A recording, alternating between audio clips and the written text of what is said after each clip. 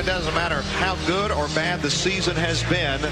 When you play this game, there's nothing like it. Nothing like it. Nothing like it. Nothing like it. Nothing like it.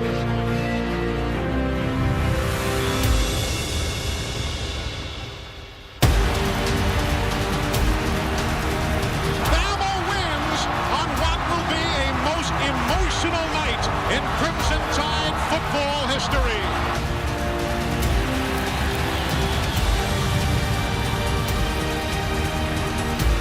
Nice touch in. He scored! Tillman on the end around. He's in! Touchdown, Auburn! Second-ranked Alabama against 11th-ranked Auburn. In Auburn for the first time ever. Give the ball up and over and in.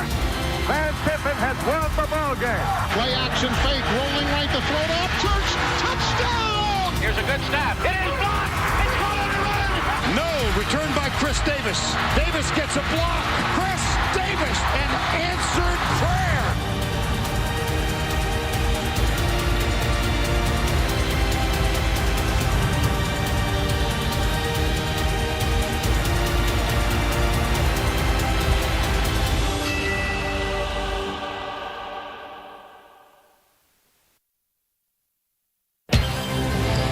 We welcome all of you to the Home Depot SEC on CBS. This afternoon is the 81st edition of the Iron Bowl. Auburn comes to Tuscaloosa to take on the Crimson Tide of Alabama.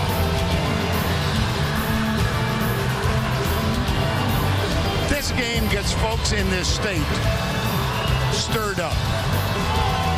And us as well. Hi, everybody. Vern Lundquist, along with Gary Danielson.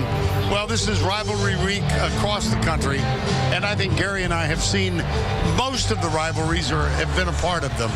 But Gary, in my view, nothing in college football equates the passion that people have for this one. Or the excellence, Vern. I mean, the last 7 years, the winner of this game has been in the playoffs 5 times. They've won the national championship. And I think that today, for both teams, the fact that Alabama's already got a clinch to go play in the SEC championship, the fact they get to play Auburn has a little bit of a downer because they're not going to make it, but they get to knock off Alabama. That'll be an interesting game. Well, I think at this point, without question, Alabama is the #1 team in the country. How have they established their excellence this year? You know, Vern, it's like picking a card out of a deck. I mean, there's so many great players. You don't know where to start. But the question mark at the beginning of the year has proven to be the strength at the end of the year. Jalen Hurts has become the leader and the center of this football team. He gives them everything they want. It's almost amazing that a true freshman football player comes to be the quarterback for a defending national champion, but Jalen Hurts has showed it all, as you can see, as the new quarterback and leader of this football team. Well, we saw Auburn at Georgia a couple of weeks ago. They lost at Georgia.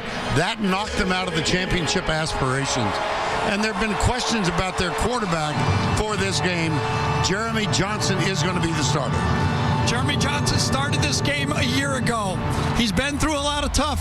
He was supposed to be the guy a year ago. There was even mention that he could be the best quarterback in this conference. I believe today he's looking for redemption. He could be the guy to finish off his career with a win. But, you know, he's going to need help. And I think the help has to come right up the middle from Auburn. Montravius Adams and Cameron Petway are the two guys. Petway, if healthy, will give them that power. But Montravius Adams playing in the middle of that Auburn defense, maybe the best defense that Alabama has faced all years, must make plays like this. If he can discombobulate that offensive line, that's Auburn's best chance. I might throw that word back at you. Discombobulate. Wow.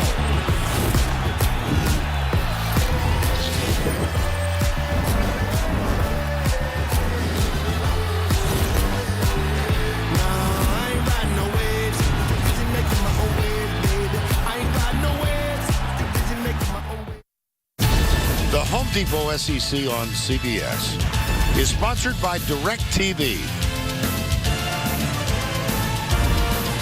Ford, Light. And by Chick-fil-A.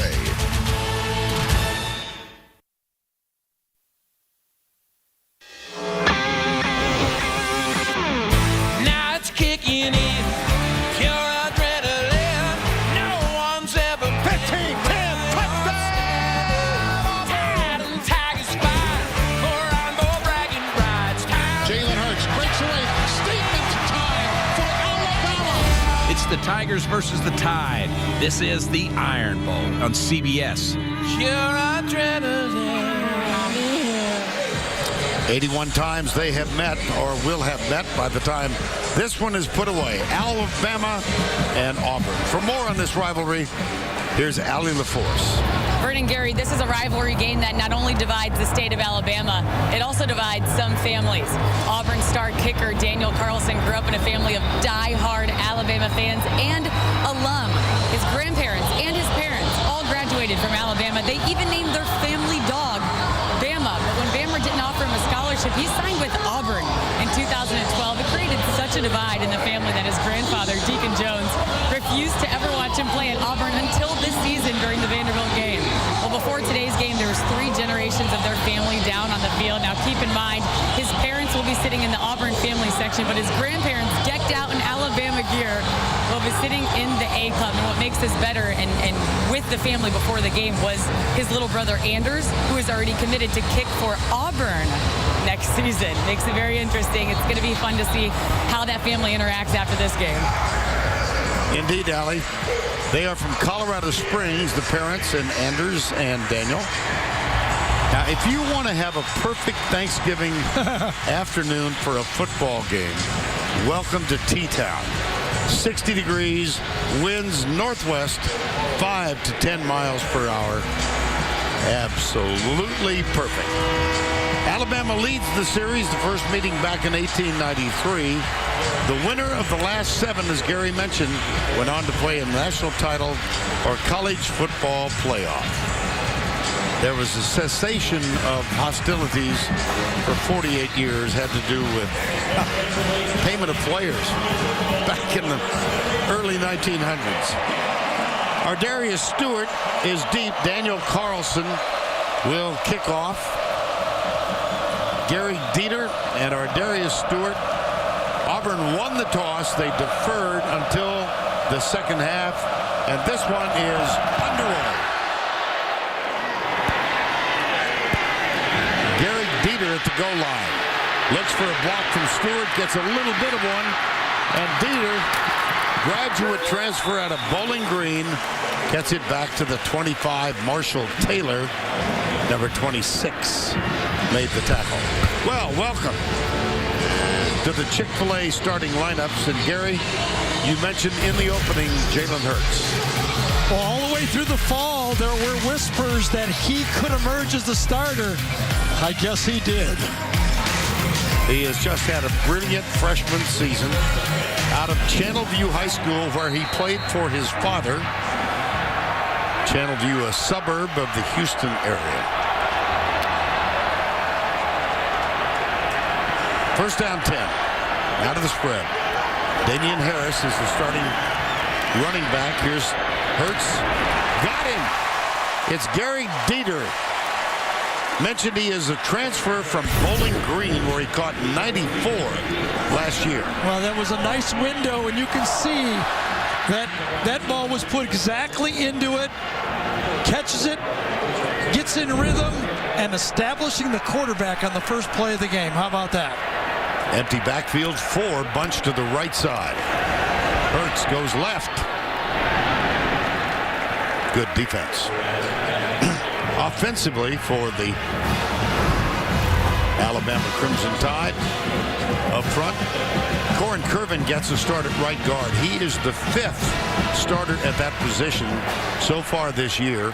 This is his 2nd start, and he'll spend much of his day battling number 1, Montravius Adams. Up the middle, Harris. Defensively for Auburn, they have an excellent front 4. Lawson, Russell, there's Adams. And Jonathan Rudy Ford, a senior at the nickel last week, actually ran a few plays and caught a pass. 3rd down 4.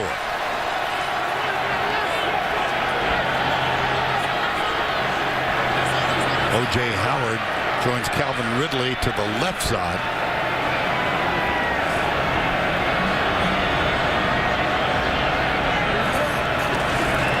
Full-man rush. In and out of the hands of Ardarius Stewart. 4th down, punted.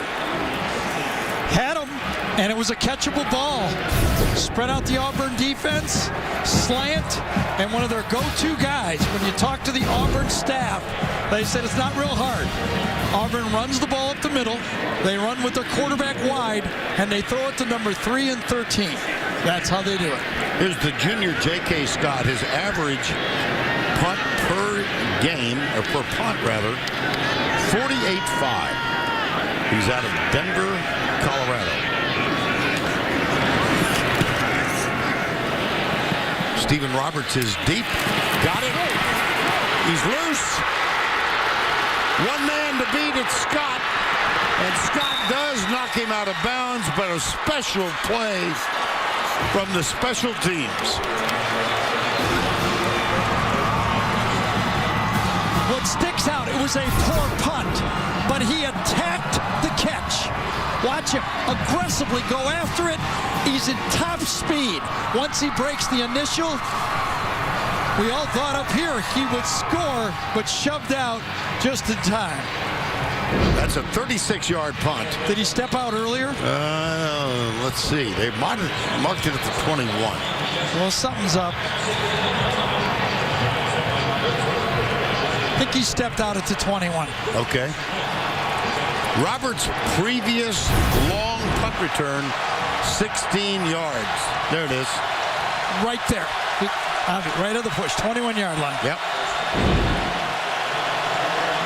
Jeremy Johnson is the quarterback, senior. Throws it. Incomplete. And the Chick-fil-A starting lineups for Auburn. The senior, Johnson, a quarterback, Gary. Well, for one play at least. Yes. And it does look like Jeremy Johnson got the start. It was announced early, but it must have been part of the mirage that Gus was playing with, because this seems like a plane. Wildcat Chandler already. Cox, yes. There's the toss. John Franklin, who is listed as the second-team quarterback, and Jonathan Allen makes the tackle. Well, you know what happened to Alabama here? They just said, we don't care who you give it to. If you can't block us, we don't care who you put back there. Another wholesale change. And it looks like Jeremy Johnson's coming back in. Gus Malzahn is trying to pull out everything. Little trickeration here at the opening of the game. Jeremy Johnson back in at the quarterback slot. 5 wides. Direct snap. Johnson with time. Drills it. No catch. Incomplete. Intended for Tony Stevens. And Hootie Jones did a great job here from his safety position. He read the eyes of Jeremy Johnson. Watch him close on the square in route. Playing combo, he beats the ball to the receiver and dislodges it. That is great combo defense. And that will bring on Daniel Carlson. He's 22 of 25 for the year. This is from 42 yards out for an early Auburn lead. Kick on the way and got it. Well, Grandpa calls him turncoat just for that reason. Daniel Carlson puts him up 3-0. Auburn was wishing it was more.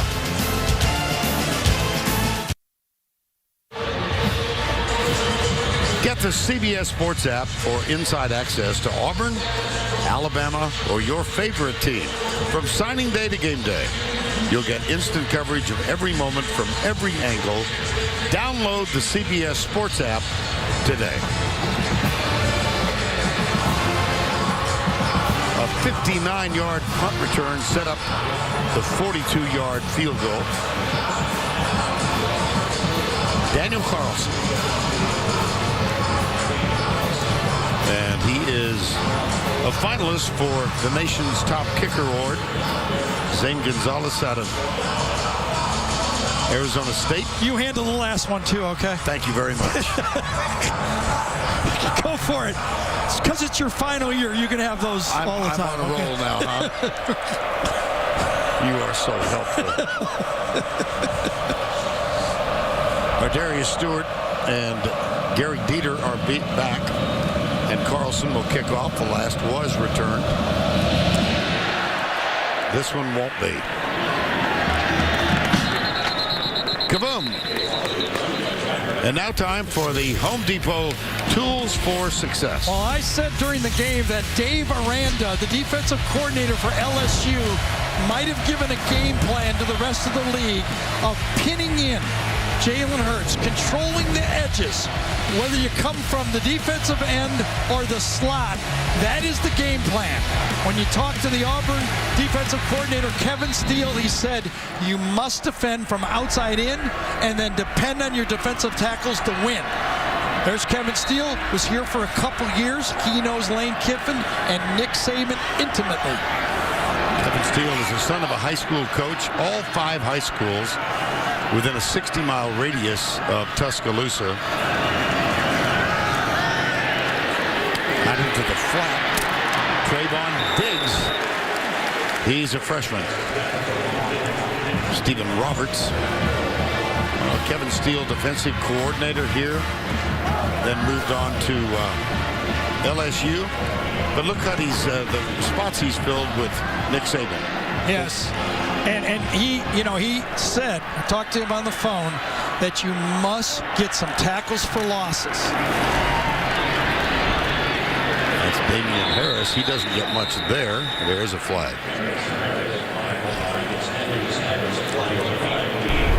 John McDade. Legal formation.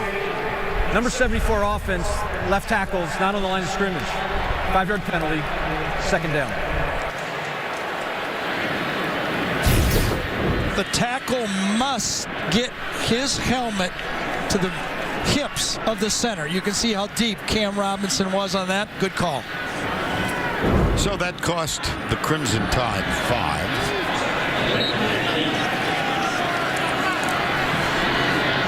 Derek Gore is a running back. Seldom used. He's really the 5th string running back. And that one didn't work. He was actually out in the formation on the 3rd down pass previously. He split wide on that. We have not seen Gore in our games one time. So he split wide and was a decoy, and here he took the fake. And the decoy. Again, defending from outside in is the game plan. Javaris Davis, number 31, made that tackle.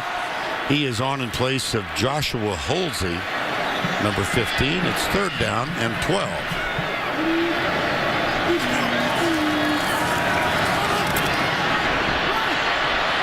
Look at this. Look at this.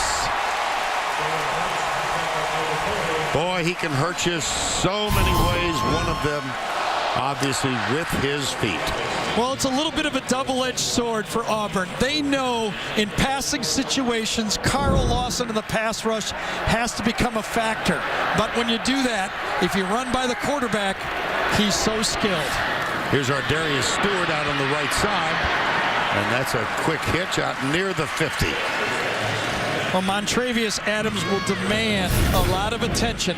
It's not just me that knows he's good. He's going to catch double teams from Alabama. They watch the tapes too, and probably a little longer than I did. That was Lester Cotton and Corin Kervin who collaborate on the stop of Montravius Adams. Well, it worked last time. Let's try it again. Not as much this time, but they do get a first down. Stewart, who did not play last week for one of those ubiquitous violation of team rules. Oh my gosh, who did they play, like Georgia or somebody like that? Well, no. It wasn't. It wasn't, yes, okay. It's easier to punish when those games you know you're going to win against Chattanooga. I'm just saying. I understand. This last week before rivalry week is known throughout the league as Cupcake Week. Well, there's a easy for me to say, Damian Harris.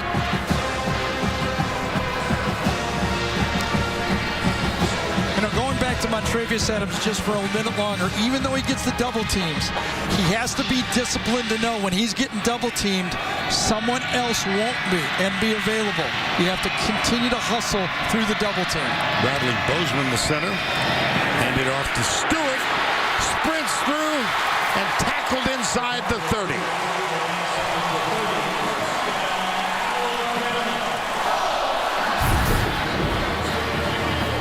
The little flip forward, fit the blocks, and get around the edge. Good block by O.J. Howard. You know, we mentioned a lot of players and weapons for Alabama.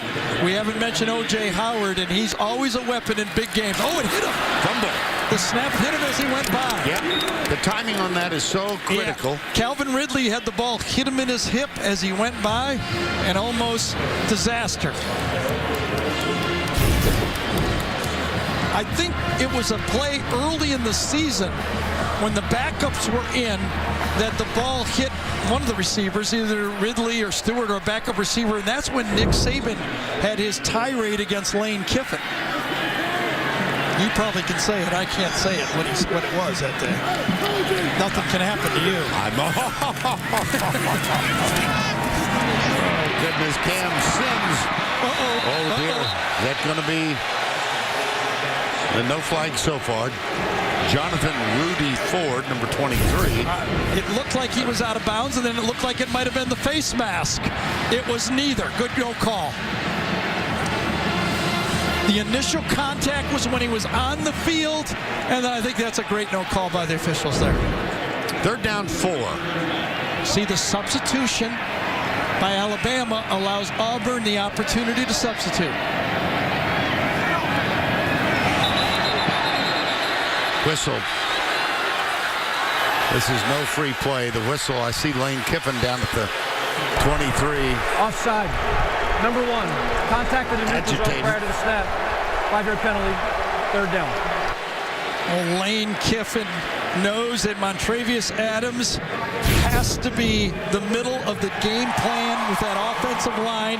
He gets off the ball quick, but once the contact is made, there's no free play in this situation. When you hit the opposing player, you can't get the free play. It's whistled dead right there. Yardage enough for the first down. The ball at the 17, Alabama trailing 3-0. Inside shovel. O.J. Howard. He always is. These big games, national championship games, that's the play he scored on. A shovel pass just like that. Put him in the H position, come across, and one of maybe the best athletic tight ends in all of college football gets a little taste of the football. That play traced back to Utah in the 50s, called the Utah pass.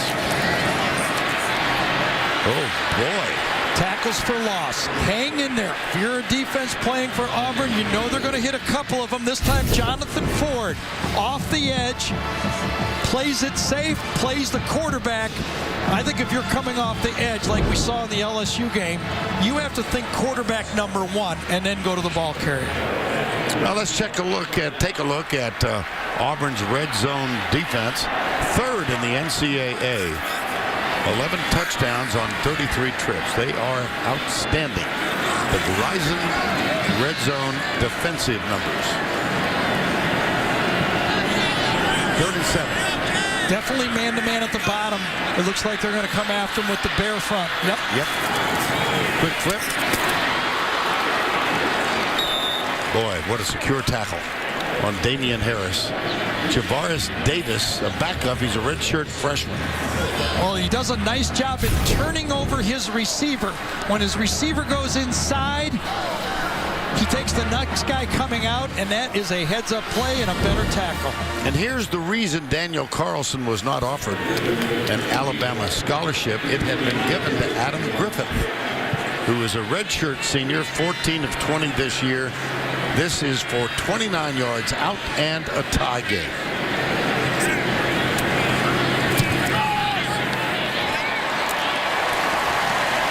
So both defenses get a stop in the red zone. Yeah. 5:40 to go, first quarter. Auburn 3. Alabama 3.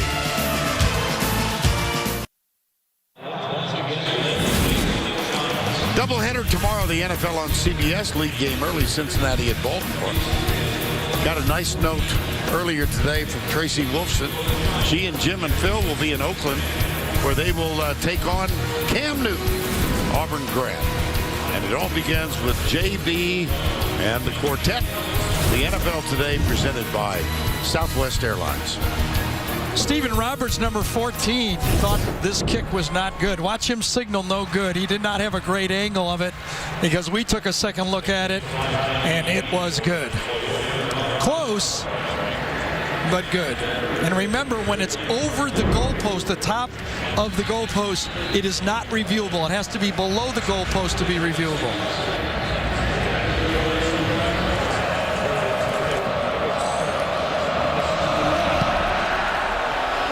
Here's Adam Griffith's kick, returned by Jason Smith. Across the 20 and out of bounds. And let's continue with the introduction of the Auburn offense. Kozan. Chandler Cox was a question mark most of the week. Important cog for this offense, and he is back. And we do expect to see Cam Petway. He's not 100%. He's missed the last 2 games, but he is on the field now. And he changes the nature if he's effective. Right, I don't see how they can win without Petway being effective, giving some inside run for Auburn. There's the run. Nope, I beg your pardon. So hard to get wide on Alabama. Unless you establish the inside running game, it's really tough to get wide. Defensively, saw Marlon Humphrey there, number 26. Allen Payne, Tomlinson, Anderson, Jonathan Allen. I think almost a cinch first-team All-American this year. The senior is having a brilliant year. Yeah, and he's going to be cashing a big check pretty soon, too. John Franklin is now in at quarterback, number 5. 1 start this year. And off on the left side.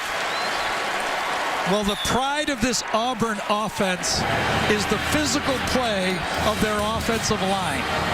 But you can see so far in this game, they cannot budge that Bama defensive line. Now Jeremy Johnson back in.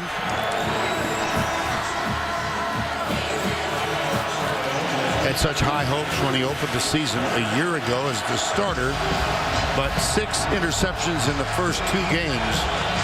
He was demoted and replaced by Sean White. White has a shoulder injury and did not start this would be conservative. I can't imagine they're going to let him make a mistake at this side of the field. Yeah, wow. His problem last year was he threw balls late. He did not anticipate throws well. He allowed the defenders to get into the play, and look how long he holds it again. And he's lucky that time that Booty Jones didn't get a pick there.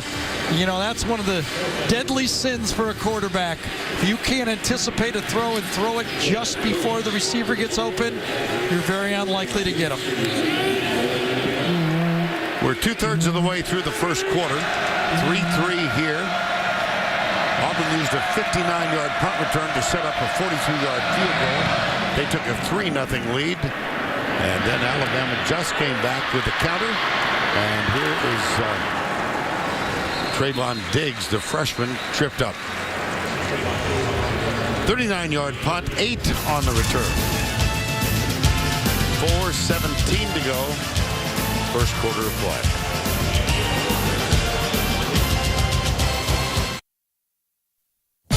Adam Zucker in New York with this Advocare update. Ohio State and Michigan. The game went to overtime for the first time ever and in double overtime. After a narrow 4th-and-1 conversion, Curtis Samuel wins it for the Buckeyes after Michigan had gotten a field goal. They need Penn State to lose to Michigan State in the Big Ten title game. Penn State reacting to the Ohio State win as they trail 3-0. Vernon Gary, back to you. All right, Adam, nothing like it on rivalry weekend, is there? How about that?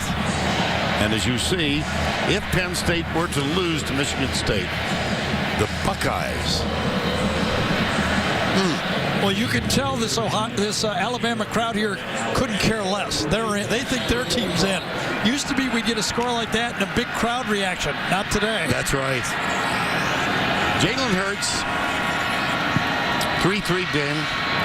Joshua Jacobs is the running back on this effort. He heads left. Great defensive catch. Stewart.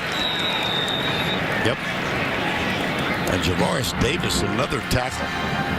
There's no doubt that Alabama has the top defense in maybe not just the SEC, obviously that, maybe obviously in the country, but this Auburn defense, don't go to sleep on them. They're at least tied for second as the second best defense in the SEC. LSU can have an argument, but Auburn is really strong. Got 87 tweets already from on the field Florida. In the previous play is the runner was down prior to the ball becoming loose. This play is now under video review. Sid Vern, we've already heard like from 85 people from Florida saying their defense is right there too. I'd have to concede that. Okay. 3 tied for second. Did the ball come out? Possible. No.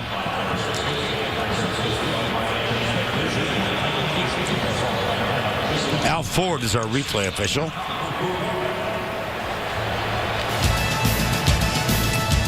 Play under review. We'll take a break.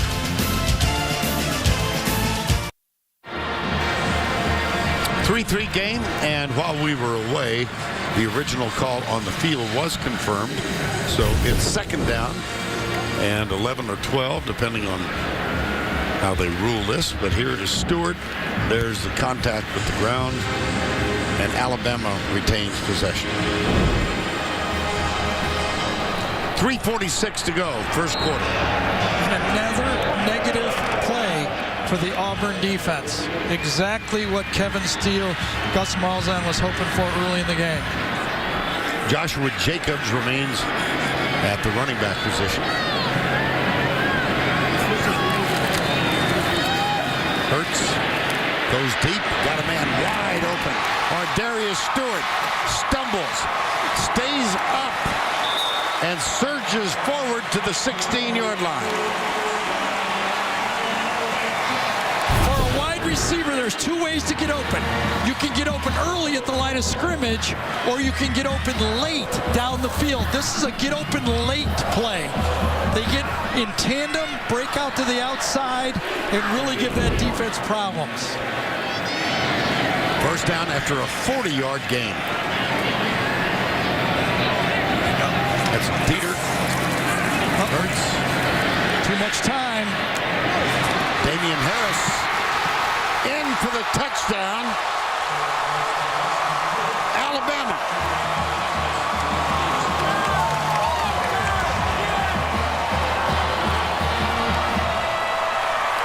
Darius Stewart, number 13, when you watch the replay, had a terrific block. Sure did, Vern. Good eye. Darius Stewart didn't get the ball, but he sprung Harris for the touchdown. And also give credit to that offensive line, because as I said, he's got way too much time. The snappers, Cole Mazza, Cooper Bateman will hold. And Adam Griffith, who has not missed an extra point this year, nails it. Watch Jalen Hurts start to the left and go to the right with his eyes all the time in the world. 1 Mississippi, 2 Mississippi, 3 Mississippi, 4. Boy, we don't even give that long on the playground for a guy to throw. You took me back to my childhood. 1 Mississippi, 2 Mississippi. Still works, doesn't it? Sure does. 3 plays, 55 yards, 10-3. Quick strike for Alabama. Damian Harris with a block from Darius Stewart. And it is 10-3 Crimson Tide.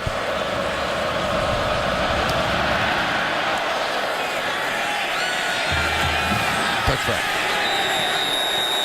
And And let's check in with Allie LaForce. Hey, Vern, I've been watching how Jeremy Johnson has been interacting with Sean White on the sidelines, and Sean is one of the first people that he talks to when he comes off the field. They've been communicating constantly throughout the course of this game so far. When I talked to Sean this week, he said, we root for each other. We have a genuine respect for one another. And just talking to other guys on the team, Rudy Ford told me it's been a really easy transition for this team going from Sean to Jeremy. They have all the faith in the world in him, and everybody is making this a full team effort down here on the sidelines. Johnson gets the snap. Hands it off to Petway. Let's take a look at the three quarterbacks over the last 3 weeks. Yeah, the problem with Sean White is even if he lobbied to get in the game, it'd be hard to trust him because he played that Georgia game, told the coaches he was fine, and he wasn't. Loss on the play. Jonathan Allen made the tackle. So he's rotating quarterbacks. He's trying to keep the Alabama defense a little off balance, but he's already had 2 3-and-outs, and he's got a 3rd and long again. Remember this Auburn team in the second half at Georgia? 6 consecutive 3-and-outs. Right, and they can't throw the ball late. That's been Jeremy's problem. 3rd and 7. Look at the receivers at the bottom. They have to go look for the play themselves off the signs. 5 on the play clock. Stunts. Passes caught. Wow. Now, Eli Stove, number 12. Nope. now I think they're going to call it incomplete. Yep. Minka Fitzpatrick, the guy who shifted into Eddie Jackson's spot, dislodges that ball with a clean hit. Watch him lead with the shoulder and dislodge the completion. That was a great throw by Jeremy Johnson, but that Alabama defense was up to the task. Kevin Phillips on to punt. No first downs in the first quarter for Auburn. Trayvon Diggs at the Alabama 30.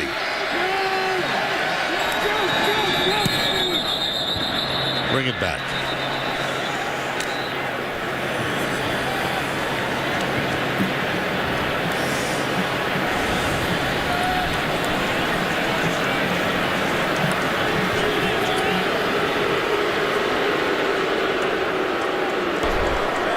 Auburn is challenging the ruling of an incomplete pass in the field. The previous play is now under video review. Well, Gus is not going to win this, but you can't blame him for trying. He's just searching for something to jumpstart his football team.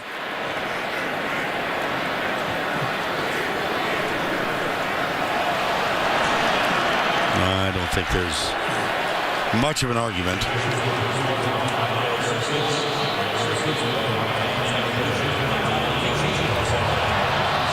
No, but well, again, you know, I mean, you're looking for anything right now. You're playing multiple quarterbacks. After video review, the ruling on the field of an incomplete pass is confirmed. 4th down.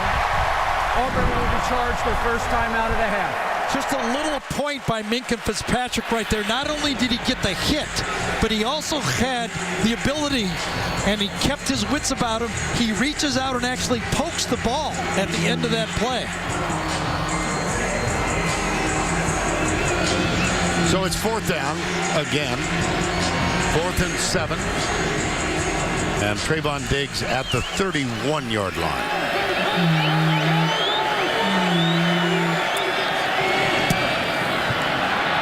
Low kick. Fumble.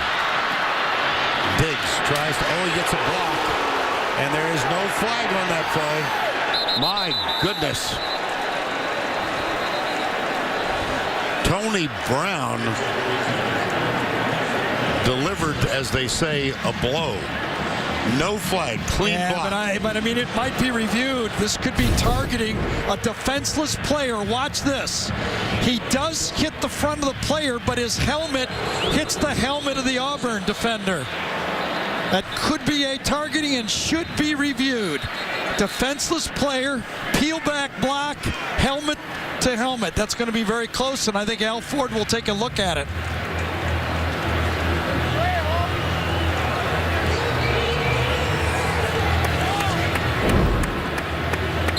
There's Tony Brown. There's the whistle right now.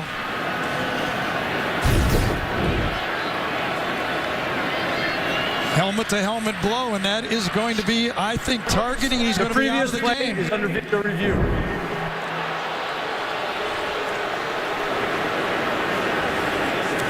So John McDade comes over. He'll get on the headset and communicate with Al Ford, our replay official. There are 8 different categories to a defenseless player targeting call. The 5th is a blindside block. He's considered defenseless, and you cannot helmet-to-helmet contact. I think we're going to see Tony Brown removed from the game. There's number 5 right there, defenseless player who received a blindside block.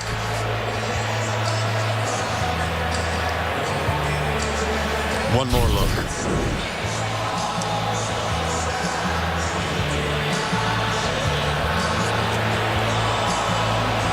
You know, I've been for years trying to get that block outlawed from college football. I'm not on any committees, and apparently I have no say, but I think that you could make it a lot safer for the players to say, if you're going to block away from your own goal line, you have to turn your body and do like a hip check, like a hockey check in that situation. Here's a call. After video review, during the return, there's a personal foul targeting of number 2 of the receiving team. Forcible contact in the neck and head area of a defenseless player, a blindside block. Penalty's half the distance to the goal line, and number 2 is disqualified for the remainder of the game. That's the call. It's the correct call. And that guy's wrong. Yep. Again, one of the most dangerous plays we have in football. And we do not want that. There's no need for it. You could turn your hip. You could shield the guy. You don't have to deliver that knockout blow. Now think of the consequences here. Tony Brown is the nickelback. Correct. Minka Fitzpatrick was the nickelback. Right. He had to move over to strong safety. Oh, my gosh. Because Eddie Jackson is out for the season with a broken leg. That means they're going to have to put in another 5-star guy. We'll find out who it is. I get your point. I get your point. Not as serious as I thought. Not like a lot of teams. You know, it's not going to be as good. I get it, but he's going to be pretty good. The foul's at the 28, but the end of the kick is the 26. The penalty will take it half the distance to the 26. First down. Well, 1-2 is gone. The other 2 is on the field. There's Tony Brown. Suspended at the start of the season, now suspended for the second half, the remainder of this game. Well, Vern, you know, it was a funny line, but you are right. Tony Brown has become more important for this defense, and we will see if Auburn can take advantage of that ejection. On first down, Darius Stewart across the 20. Nick Ruffin, number 19, with the stop. Well, you know, you watch Jalen Hurts play right now, and I know he's probably not going to win the Heisman.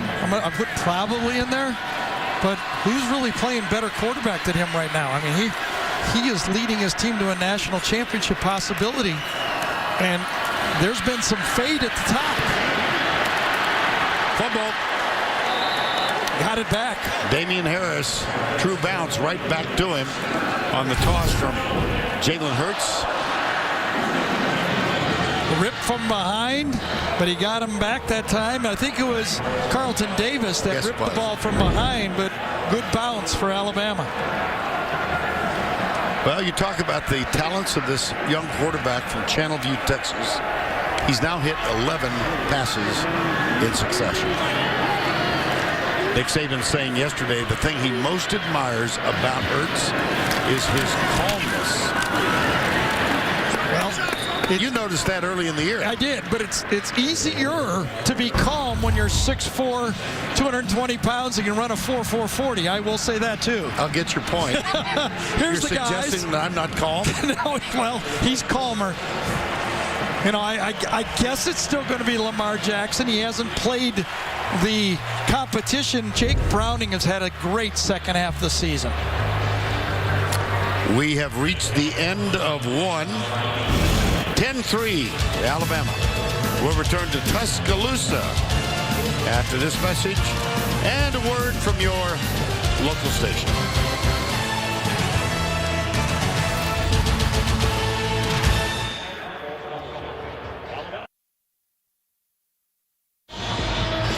We welcome all of you back to Bryant-Denny, this beautiful facility on the campus of the University of Alabama. The Crimson Tide leads 10-3 as we begin quarter number 2. Vern Lundquist, Gary Danielson, and Ali LaForce.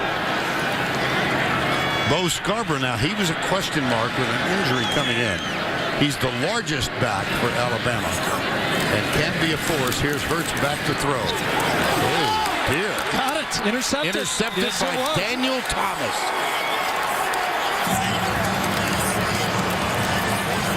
There was a lot of miscommunication between Hurts and I think it was Ardarius. The ball just fluttered. Ardarius Stewart thought, what the heck? He was turning to the sideline, and I think Hurts felt that Ardarius Stewart was going to turn up. It's hard to believe you could throw it that wild. Rudy Ford being helped toward the locker room. Come into the backfield and then go to the outside. Watch what happens. A little flare. Oh, you see it right there. I think Jalen Hurts thought that Stewart would turn up on a wheel route, and miscommunication cost the turnover. John Franklin is the quarterback on this play, and Cameron Petway, leading rusher in the Southeast Conference. I actually think Franklin is the only answer for Auburn if Sean White can't play. They need another weapon, a guy, someone else who can run the football. There's the surge over left guard. Cameron Petway.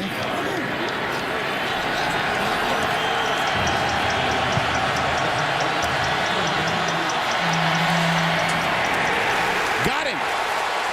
Ryan Anderson, number 22. Man, when this team starts to come after you, they really do.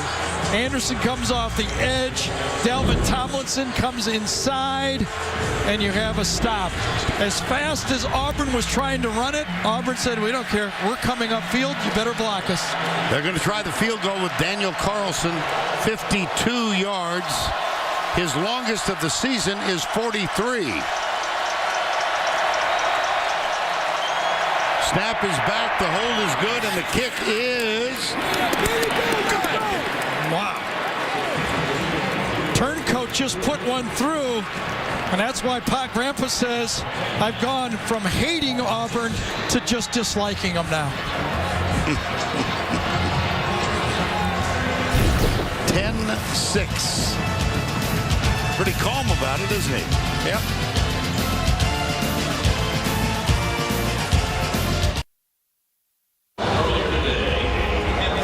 Welcome back. Alabama up 10-6 against Auburn. And moments ago, the entire crowd here at Bryant-Denny Stadium rose to their feet and honored our very own Vern Lundquist in his last season calling SEC football. Saban and Coach Battle presented Vern with gifts of appreciation on behalf of the football program. Vern is calling his 78th Alabama game on CBS today, and will call his 79th next week in Atlanta before retiring from the CBS football booth. Let's give a big roll tide and a round of applause as we salute Vern Lundquist on 17 great seasons.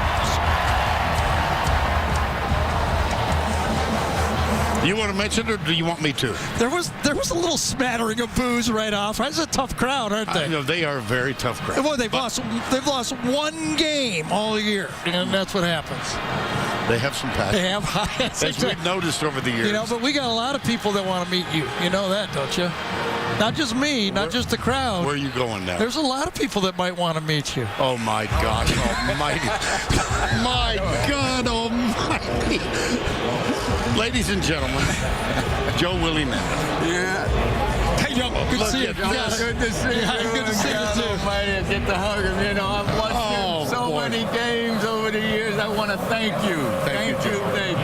I'm so used to seeing Joe here in the booth right next to us with the late Mel Moore.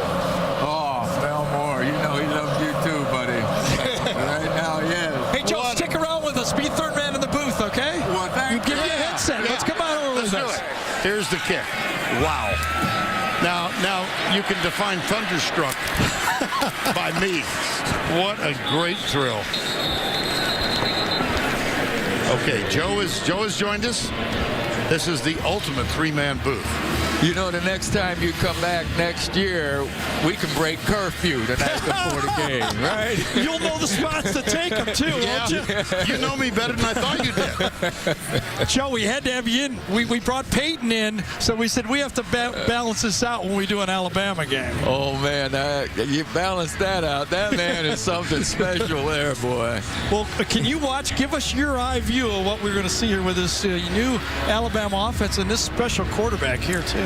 Well, you know, Gary, only when you care does this really get frustrating. And I care. I'm watching our team now, and I think we've hurt ourselves more than Auburn's hurt us to this point. It's not been one of our better halves of football, but our defense has kept us in there, and I think Hurts is going to start getting things going.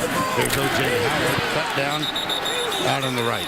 You know, you got to give that Auburn defense, too, some credit. You know, and Joe, this offense, I think you could have run this offense. You were a runner and a passer in your day here at Alabama. I was, just like you was, too, when you were running around out there. Oh, yeah, but I watched you, buddy. Would you like to have run this shotgun spread offense? Oh, we both would have loved it. Are you kidding me? And playing pro ball, too, the way they do it today, too, would have loved to have a chance to do Joe, that. you know, Joe, you were my hero. In 1968, I was in high school, and you were having your year with the New York Jets, and I used to try to back up just like you. Yeah, well, with a limp, you mean? Oh, my gosh. Look at the coat. Oh, yeah. You still would wear that well, you know. That's right. And Joe, I didn't have, let's go one more play here, but that was a 5-yard penalty. I put a robe on because Peyton was so synonymous with the road. I had the guts to put the robe on as we watch this play. I'm scared of what's going to happen. And you know, I did see that. That robe fit him just right. First down at 15. It's Stewart trying to get wide. And he has run out Joe, of bounds. this is the actual mink coat. There's only one guy that can wear this mink coat, okay? Oh, boy. Put this baby on. Let's This see if is it you, still okay? fits. I'm going to tell you what. There's only one guy. Oh, it feels so good. Oh, thank you. Yes. Come on, Todd. We're ready now. Let's go. Oh, my gosh. I remember the first time I ever met Joe, and I don't know that he would remember this. He was playing with the Jets. They did a preseason game in Dallas at the Cotton Bowl, for crying out loud. We'll watch this play. Here's Hurts back. Oh, nice one. Underneath, very nice. And Ardarius Stewart struggles, and he gets out near the 24. But Murphy Martin was our anchor guy in Dallas, and you came in, and we did a 1-hour show with you. And it's one of my greatest memories of the 16 years I spent in Dallas. And that might have been one of my greatest memories, too, because playing against those guys, I don't know. That was tough duty. Well, third and long, what you got here, Joe? George Sauer to the outside or Don Maynard? I like one-on-one down here right now, but the middle of the field with these two guys split the way they are, Gary. We got 3 against 2 on top. Go to Rich Castor right down the middle. Or a flag. But many of your teammates were Texas grads as well. Pete Lamons, I'm thinking about. Oh, sure, in the 60s. Well, you mentioned Dallas. We went down there to play the Cowboys, and I looked at the program. We had more Texans on our team than they had on theirs at one time. And I tried to get the guys to introduce our Texans, but they wouldn't go for it. The Texans, well, you were the leader. People. The year before, in 1967, you were the first NFL quarterback to throw for 4,000 yards. And we didn't know about it either. We didn't know about it. After the game, they told us. It's third down, and I hope I want to tell a story about Joe. Third down, 14. Here's Hurts. Scrambles right. And it's incomplete. One of my great memories of this man occurred when David Housel had been forced to retire as the athletic director at Auburn. And the late Mal Moore threw a party for David, and Joe was sitting at a table with our producer, Craig Silver, our director, Steve Milton, and Todd Blackledge. And Mal toasted David, and then Joe stood up and said, "May I say a word?" And you congratulated him on his great career at Auburn, and then you said, "David Housel, War Eagle." That's right. And David looked at Joe, and he said, "I never dreamed I would ever say this. Joe Willie, roll tide." Oh, man, that's right, because that was the first time that came out of my mouth, and I'll bet it was the first time it came out of his. Yeah, it was just such a wonderful moment. Joe, my hero. Gary, You're thank the best. you, buddy. You're the best. All right, buddy. Mine too. Come here, buddy. My career is complete.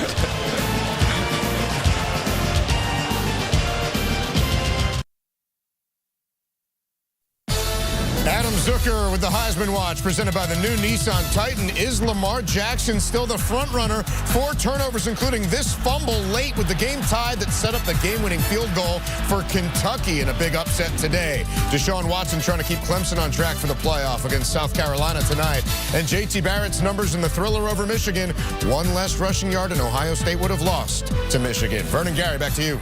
Thank you, Adam, and thanks for the update. And one couple people to thank for that mink coat, Mark and Liz Obradovich. We stay at their hotel. They actually bought that fur coat at auction, a charity auction. They lent it to us today, and that's how Joe had it on. That's his actual fur coat. Thanks to Mark and Liz. That's awesome. I've been surprised a few occasions this season. That was a stunner. Jeremy Johnson back in, flips it out, it's incomplete. Well, he avoided a 10-yard loss right there. Auburn has had 4 3-and-outs so far, but with the punt return and interception, they're still in this football game. Reuben Foster, you can make a pretty good case he's the best linebacker in college and football. He's from Auburn, Alabama. Hometown Auburn high school football player that came to play here for the Crimson Tide. John Franklin in motion. They go up the middle. Carry on Johnson.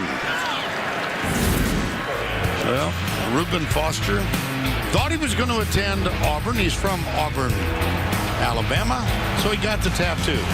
It stayed on. This is the Alabama All-Star Game. Jason Smith saw him earlier. Jeremy Johnson and Foster. Roots run deep in this state.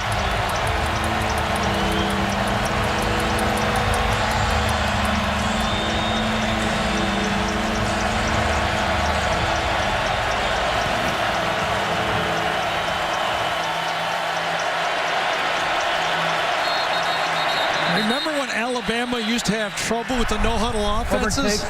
I think I just saw Reuben Foster say, "Hurry up and snap it, we're ready." Time out.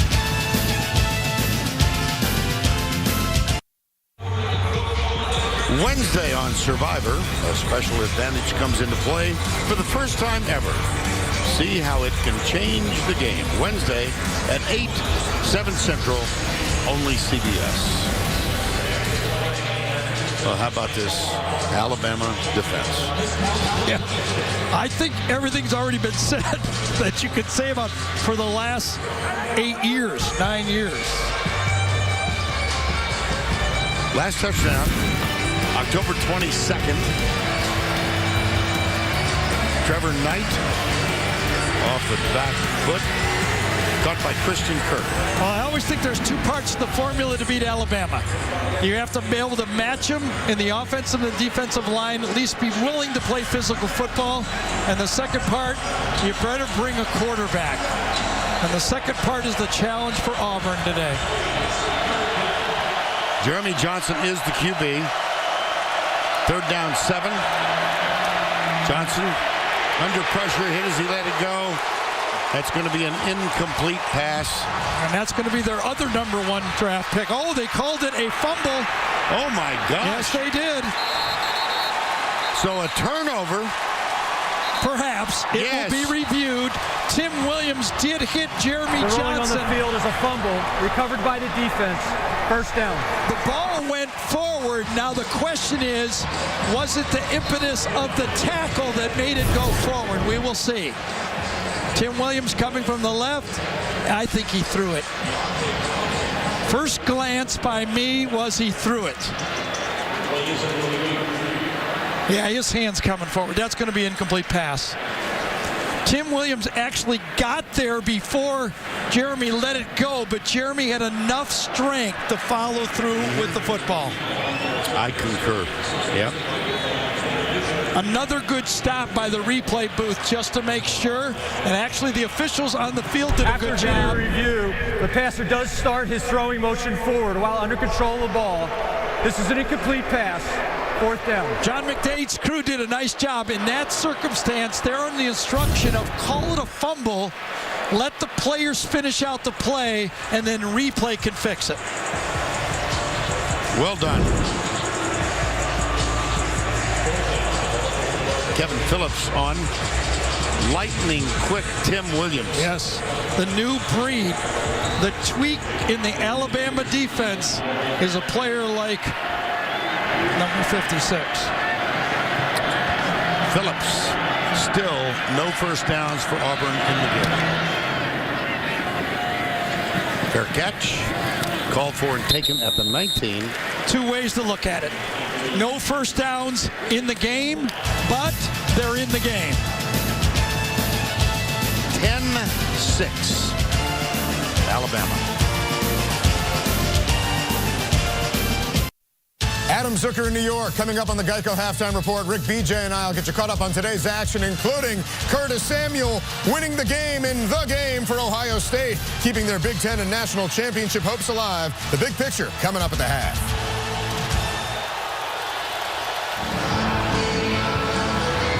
How about that, as the late Mel Allen said. How about that? And let's cue the duck. Joe Namath was a guest, a surprise guest, and he plays into the Aflac trivia question of the day. Aflac! Which Alabama quarterback had the highest finish in the Heisman Trophy balloting? Well, I was getting embarrassed when he kept including me in and all this answers. Joe's being so polite, and I was going, Joe, don't do that. It's embarrassing. No, I'm going to tell a story. No, don't. I will. No, let's go to the game now, please. Okay. I'm getting Joe and me in the same breath isn't fair. First down. Ball out? Yes, I think it was, but it was recovered again by Alabama. You could see the reaction of the Auburn players. Jonah Williams recovered it. Well, back to our conversation with Nick while you were working with Brad yesterday on Arkansas, Missouri. Nick Saban, we have some issues with ball security. Jalen Hurts. Jonah Williams, I think that's the second big recovery Jonah Williams can get that I remember coming this season. He got one against Ole Miss. Oh, wow. Another mistake. Picked up by Harris. As Joe Namath said, we might be playing our... No, this is the way you say it, too, for safety, so you don't get booed around here. As Joe Namath said, Alabama might be playing their worst half of the season. Where was he when I needed him between quarters? Goodness, this bounces off of two players.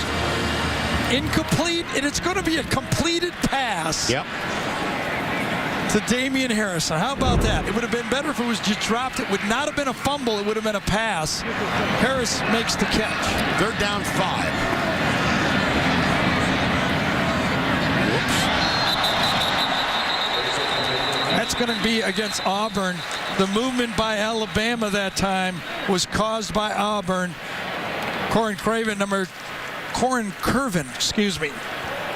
New starting right guard is going to be the guy that reacted.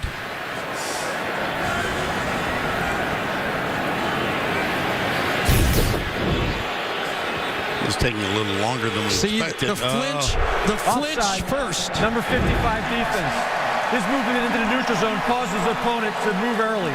5-yard penalty. Third down. Yep, that's the call. Carl Lawson just flinched early, and that caused the reaction by the Alabama offensive linemen. They're going to measure? No.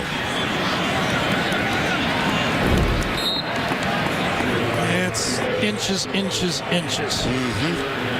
Quick snap, quarterback sneak.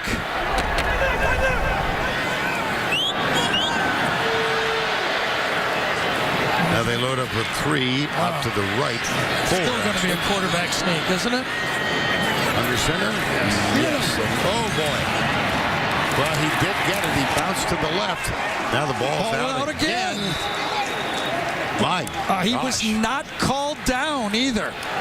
Obviously, it's going to be reviewed. Fumble. Recovered by Auburn. Yes, we saw the ball bounce out. It was ripped out, stripped out. Was he down? No, I don't think so. The previous plays, the ball is loose prior to the running being down. Recovered by the defense. First down. Again, it was Carlton Davis who ripped it out and then picked up by Stephen Roberts with his left hand. Watch this. Ball is out, and was it loose? How about the left knee? It was starting to move out, but I think it was loose. The ball was moving just as his knee was down. Now under video review. This is close. I think his knee was down. It was moving, but not out. I'm going to let Al Ford handle this one. I trust you, but I'm not that convinced. See, he's got it. He's got it. I think his left knee was down. I do too. The ball moved. We had a great shot there that his knee was down. The ball moved, but he gained control of it. I think it's going to be Alabama's ball. That's my guess. Right there. Yep. One more look. Ball moves, and he actually, Jalen catches it, and then his knee goes down. And then when he hits, the ball goes out. Yeah. A lot easier when you watch it 6 or 7 times. Yes, it is. First, I was like, oh my gosh.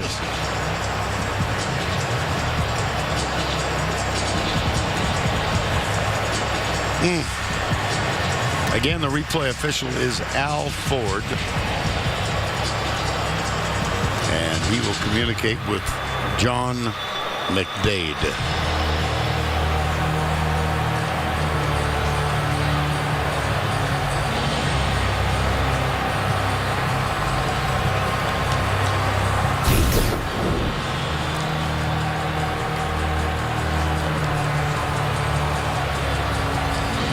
A little bit of movement, but I think controlled again.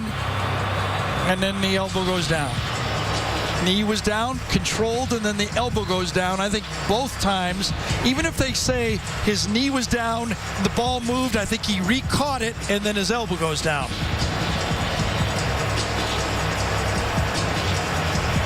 It's a big call, and I think it's right that the replay booth and Birmingham, the help from Birmingham, is going to take a long look at this one.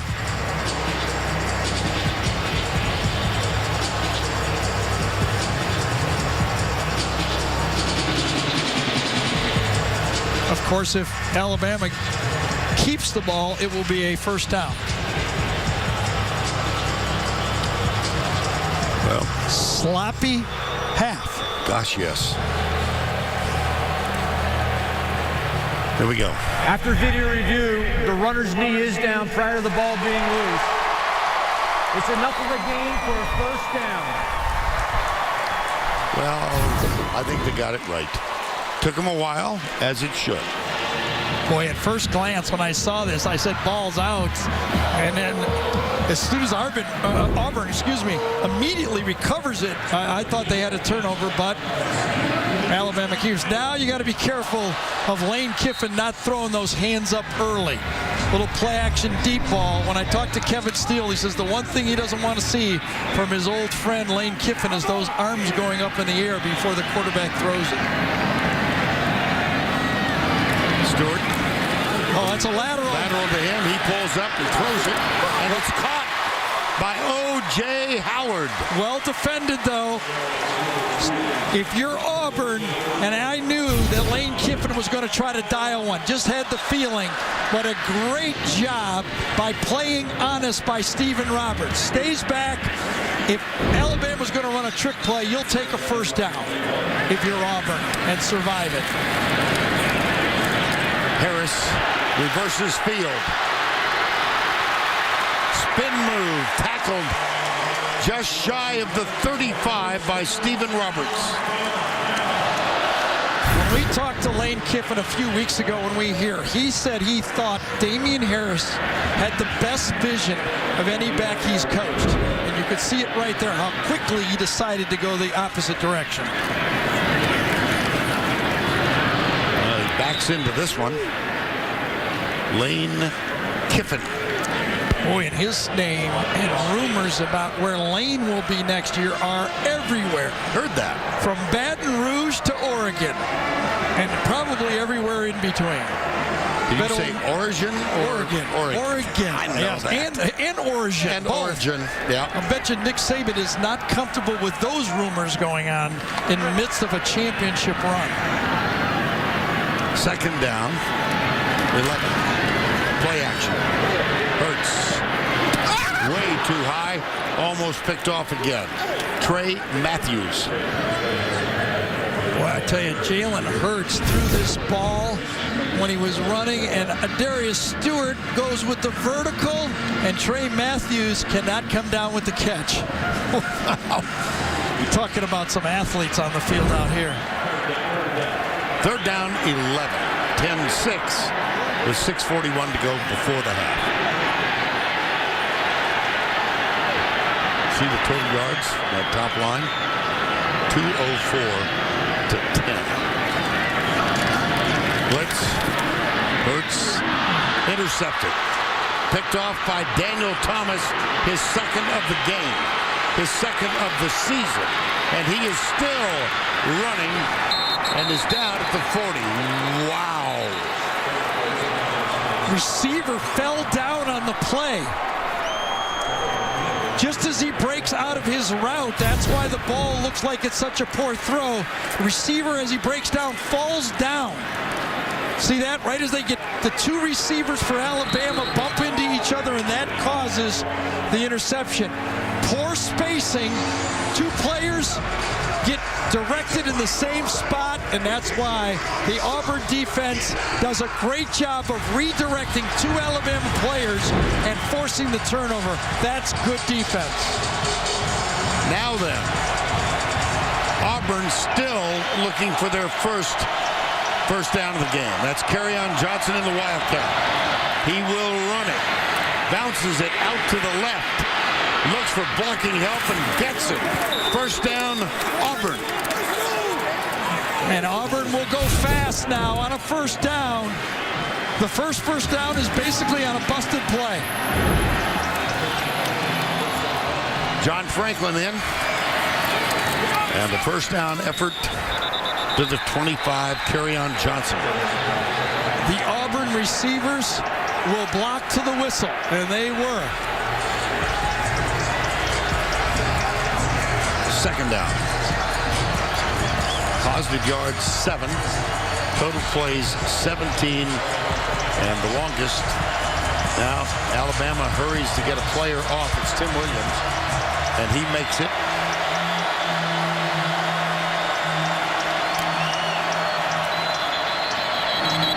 Auburn called timeout before the snap. Chandler Cox. Third and final charge timeout of the half. Auburn. That's it. Out of timeouts. I don't know if it was Gus Malzahn or Rhett Lashley ran down and called timeout. As it was Gus Malzahn. See him running right there?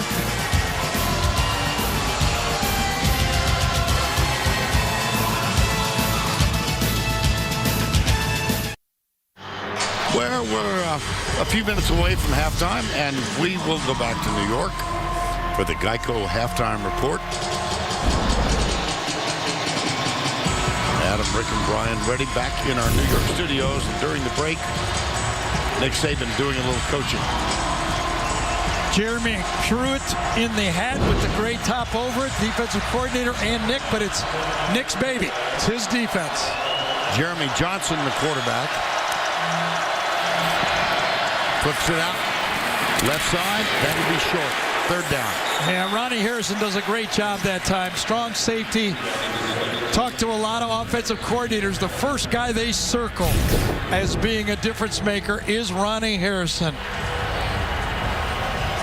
Comes up, fills, reads it, and watch him react and make the tackle. There is a flag. Yeah, there is a flag. An eligible player downfield, number 85 in the offense. He was covered up. 5-yard penalty, second down. So the forced formation here. Yes. Auburn went unbalanced that time, but they actually had too many players in the backfield. See this player right here? He's covered by the wide receiver. Well, it wasn't unbalanced, though. I think Gus Malzahn was right. That was a bad call. That should have stood. That was the designed unbalanced line. Snap back. Johnson goes left. And that's going to bring up a third down. The gang tackle made by Alabama. I think the officials got that formation wrong. I think Auburn was correct that that play should have stood the one before. Take another look here. You're only allowed 4 people in the backfield, okay? One right here, one right there, one right there, one right there. That's 4. Everybody else is an illegal formation, and I think the officials got confused. Third down, 7.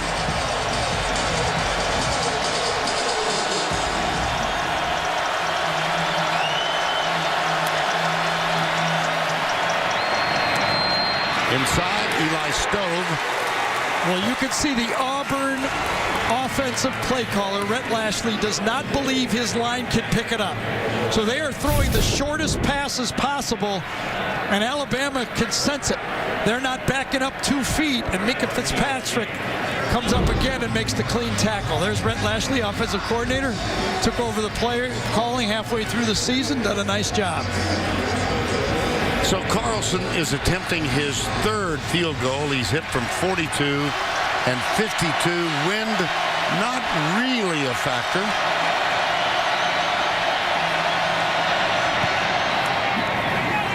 Cuts it right down the middle ultimately. 3:30 to go first half. 1 point. Alabama leads.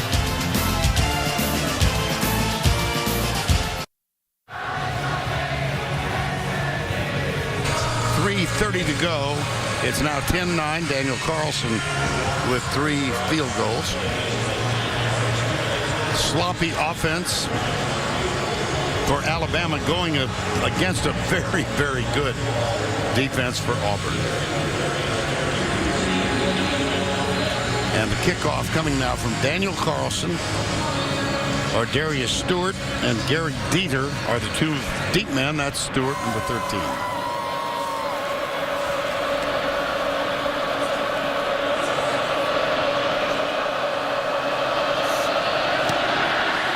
Pooch kick up in the air, and a fair catch taken by Hale Henschkes, number 84. Vern, let's go back, and perhaps I was confused. Let's correct this. The call is that number 85 is ineligible and he goes downfield.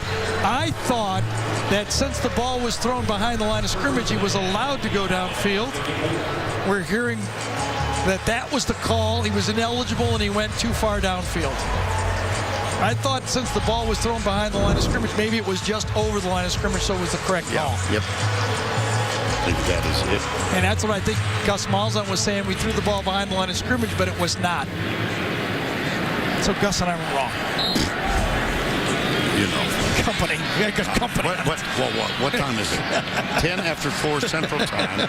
Mark your watches. First down. Left side. Damian Harris, a sophomore running back. And let's get the duck back on. Remember, we had Joe Namath in the shot when we asked the question, which Alabama quarterback had the highest finish? Look at this. A.J. McCarron. He finished second in 2013. Here's the impressive list, I think. Trammell, Terry Davis, Barker Lewis, Sloan. Where's Joe Namath on this list? Where's Bart Starr on this list? Where's Kenny Stabler? Harris got down. The Alabama defense is close to pitching a shutout, but the Auburn defense ain't far behind here. No, not at all. And you got to admit, the Alabama offense has more firepower than the Auburn offense does. So they're doing a fantastic job. Bring on 4 fresh pass rushers as substitutes here. 2.5 to play first half. 1-point game.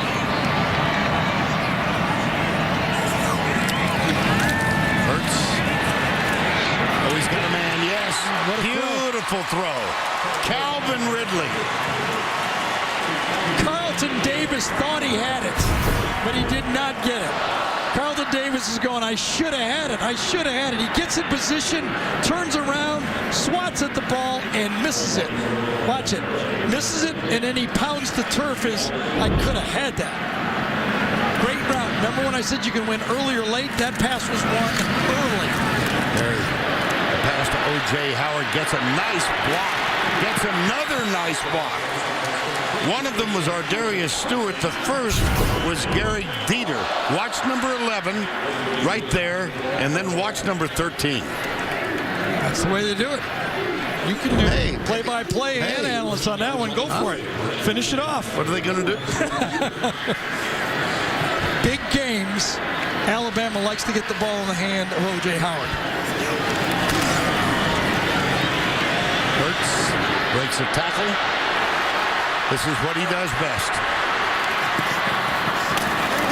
He's out of bounds at the 16-yard line. Watch the subtle move by Jalen Hurts. He realizes early that he's in trouble from his blind side. He fakes it, and he realizes it. Now watch him set up the defender, fakes him out, gets inside, and then takes a bad play and turns it into a positive play. Great eye, footwork, and speed by Hurts.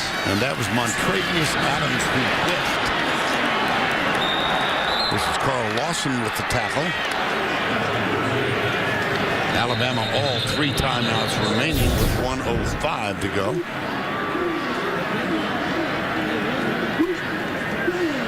I believe this is an official timeout.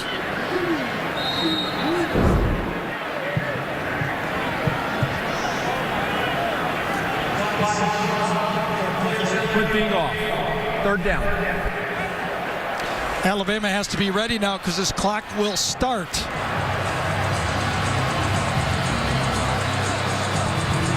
Third down 1 with 65 seconds to go. The big heavies are coming in. Yes, they are. This is where the term elephants comes into play for your Alabama team. Brandon Green and Deron Payne. That's Payne to the left. That's Jonathan Allen in there as well. Yeah, that's 2 pretty good players. There we go. Bo Scarborough. That's 3 pretty big players. That's a lot of beef. There's Jonathan Allen. What do you mean I'm not a 2-way player? Whoa. Got an All-American tackle. You've got a future All-American tackle in Payne, and you got Bo Scarborough. That's a lot of beef. All 3 timeouts remaining for Alabama. They elect not to use one here. Play action. Got him open. Ardarius Stewart. Oh, Calvin Ridley. Ardarius Stewart wide open for a touchdown. he's yelling back, I had him. Quick snap on the play. Watch Stewart get open for the touchdown. Jalen Hurts takes the easy one. You can't blame him. But Stewart wide open, waving for it. Ooh. Defender slipped. But I will tell you that the read on this particular play for the quarterback is if the first man is open, don't bypass him. Because if you don't take the short guy and you look long, you can lose your short guy. 2 wide to the left. Peter in the slot. Stewart wide right. Bo Scarborough. Cam Robinson very slow getting up. Alabama will take a needed timeout here. 10-9. Third down. 1-point game.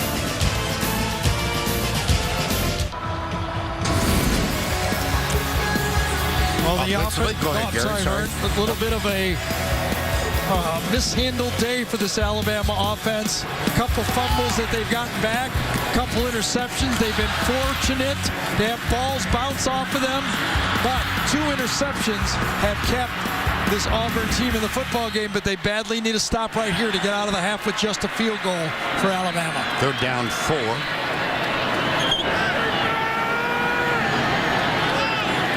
Look back, confirm the play. Yep, look at the lane. Lane will make the call. Beater up on the line. Hurts with time. Lobs it, throws it away.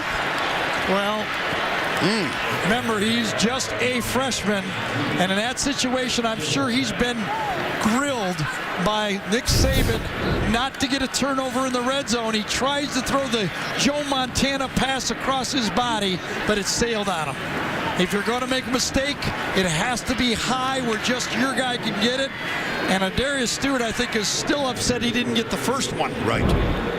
So here's Adam Griffith. This is a 25-yard field goal. You just can't have an interception there. You got to get your 3 points if you're Alabama. And they do. So considering this Auburn offense, I think Auburn's thrilled to still be in the game. They trail by 4. Bryant-Denny Stadium filled to capacity, 102,000. I just think of this as one of the more aesthetically pleasing on-campus facilities in the country. The symmetry of it, yep, and then the excellence of the play on the field. Nice combination. Auburn held to 1 first down, 34 yards total, but their defense has kept them in it. Here's the kick from Griffith. Touchback. Well, December 10th, our group will wind up the regular season for college football, and it's a game to which we all look forward.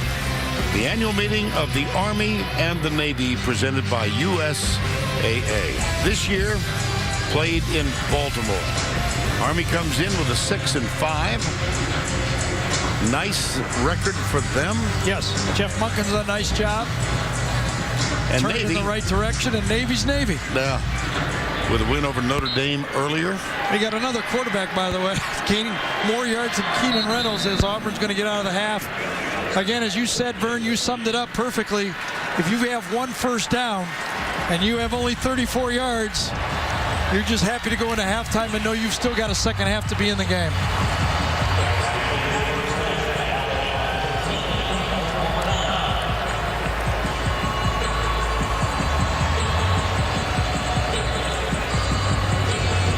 Now it's time for Inside Access, presented by AT&T, official sponsor of the SEC. Here's Allie with Nick Saban. Coach, let's start on offense. An uncharacteristic first half for you with 3 turnovers. How will you address the offense? Well, you know, we're not executing very well. I mean, even some of the plays that we're not turning the ball over, we're not doing what we're supposed to do. So we basically had 2 good drives. We only were able to finish 1. So we just got to do a better job at every position, including the quarterback position. We got to go out there and execute, and everybody's got to do what they're supposed to do. Defensively, you held Auburn to just 1 first down. How were they able to be so dominant in that first half? Well, yeah, but they got 9 points. All right, and most of them off of turnovers and off of a bad special teams play where we didn't punt the ball very well. So we just got to clean up all those areas of our team and get everybody together and just play better. We're not playing as well as we need to. Thank you, Coach. All right, thank you. For the second consecutive game, Nick Saban goes in at halftime unhappy with his team's play. Little huddle right there. That's the end of the first half with the score 13-9. Now let's go to Adam Zucker in our New York studio. All right, thank you, Vern. Coming up here on the Geico Halftime Report, Rick, BJ, and I will sort through an exciting and eventful day in the Big Ten after this word from your local station. We welcome you back to Bryant-Denny on the campus of the University of Alabama. 13-9 moments ago. Allie LaForce with Auburn coach Gus Malzahn. Coach, Jeremy Johnson really struggled in the first half, and then we saw Sean White warming up. Will you make a quarterback change in the second half? Not right now. Jeremy he had a little jitters early. Obviously we played terrible on offense the first half. We kind of have an idea what they're doing. I expect us to play a lot better in the second half offensively. What did you say to this team to motivate them to make this a different second half? We play as bad as we can play offensively, and we're in the game. We had some tough goals go against us, and we're in the game. We still got a chance to win. Thank you, Coach. Good luck. Thank you.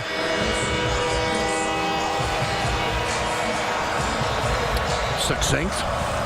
Well, he's right. Exactly. Adam Griffith will kick off to start the second half. Ball taken at the 4. Kerryon Johnson. And not much there. Well, it's pretty obvious what's going on. The defenses have dominated for both teams. I agree. Both coaches unhappy with their offenses, but you got to give the defense some credit. However, Alabama's play selection, I have to question. 44 plays, they've thrown the ball 26 times, and on first down, 20 plays, 12 passes, just 8 runs on first down. Just doesn't seem like Alabama to me. I think Nick Saban goes in there and says, guys, let's be Alabama and run the ball a little bit on first down. Toss left side. Kerryon Johnson. And the trends, Gare. Well, you see it. 25 passes for a true freshman quarterback in a big game like this. Jeremy Johnson, as Gus Malzahn said, looked jittery from the start. And if you're an Auburn fan, avert your eyes on that last one. Second down 7 after the gain of 3. Jeremy Johnson knocked down by Dalvin Tomlinson. Well, one time it's Jonathan Allen. The next time it's Dalvin Tomlinson. Deron Payne may make a play. Tim Williams makes a play. Ryan Anderson. When Gus Malzahn said, we have an idea what they're doing. You know what they're doing? They're letting their great players make plays. Play greatly, yeah. Yes. Third down 7. 4 wides, 2 on either side. Snap back to Jeremy Johnson. He is forced out. Will he throw in the run? No, he will not. That is Ryan Anderson, number 22.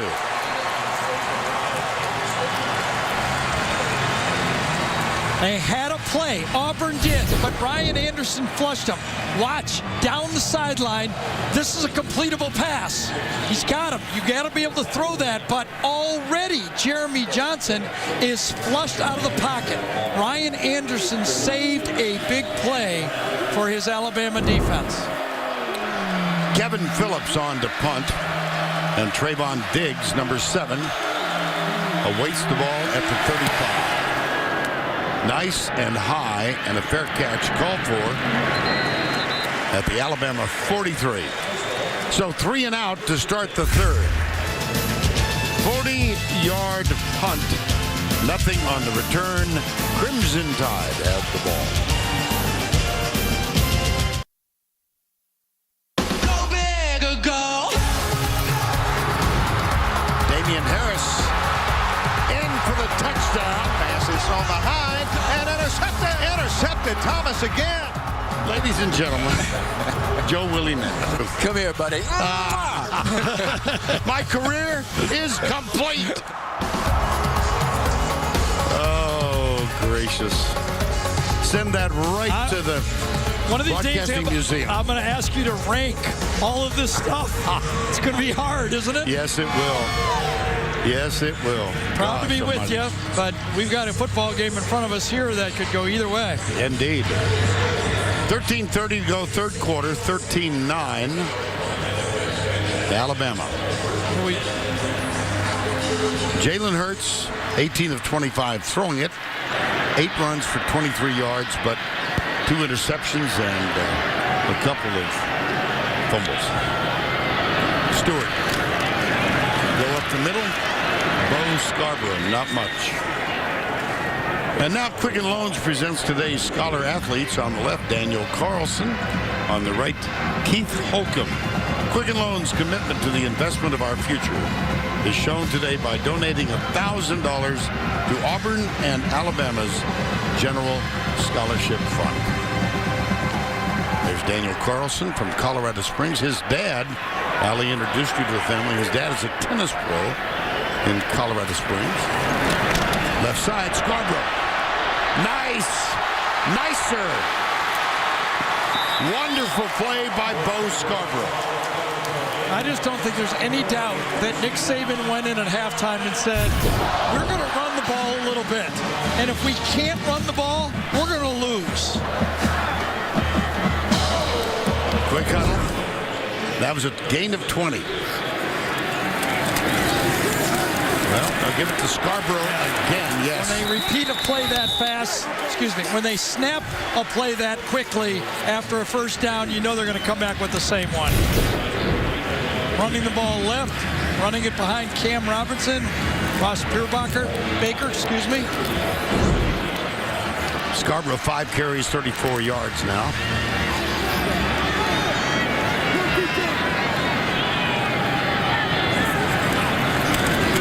Play action. He's chased. Fires to the short receiver. Calvin Ridley out of bounds at the 35, and that's going to be another first down.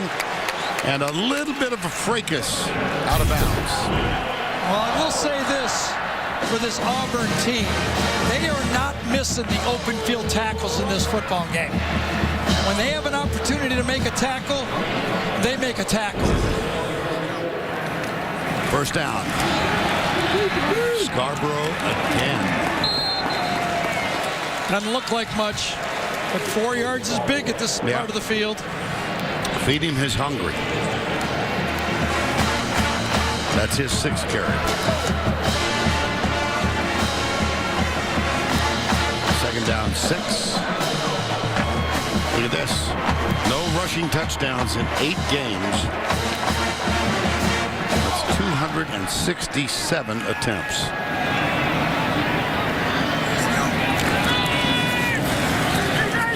Flip, caught. O.J. Howard, 1st and goal, Alabama. Well, when you can run the ball successfully, you can throw these little dump passes. Come across is called a sneak. You sneak the play across, he influences the defensive end, and then he gets out there. Carl Lawson's ready to take on the block, and then all of a sudden, O.J.'s running out there for a pass. Hurt still has it. He'll freelance and get inside the 5. Yep, pretty good coverage by Auburn. That was not a called run, that was a pass. Montravius Adams, we've not called his name that much today. Number 1. Take a peek. Auburn finds everybody. No one open. 3 men out, 3 men covered. Slot receiver out. Henschke's number 84 is in, so essentially a 2 tight end look here. Well, I used to be able to call the fade pass for Alabama in these situations, but nowadays with Lane, I don't know what they're doing. That's our Darius Stewart. Hurts, keeper all the way. Got it! Touchdown! Crimson Tide.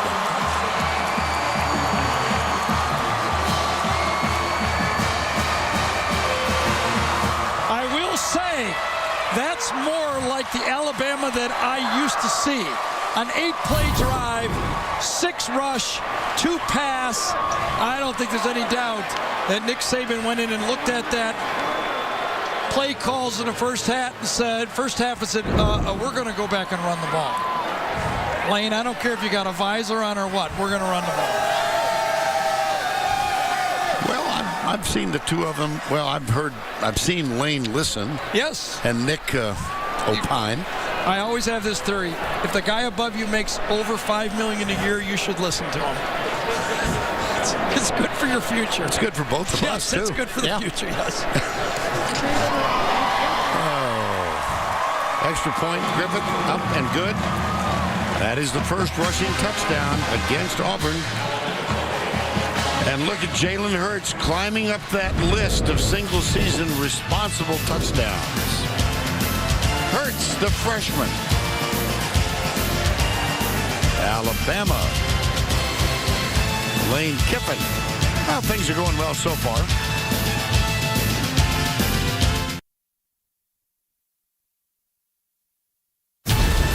The Home Depot SEC on CBS is sponsored by Aflac, Dodge, Napa,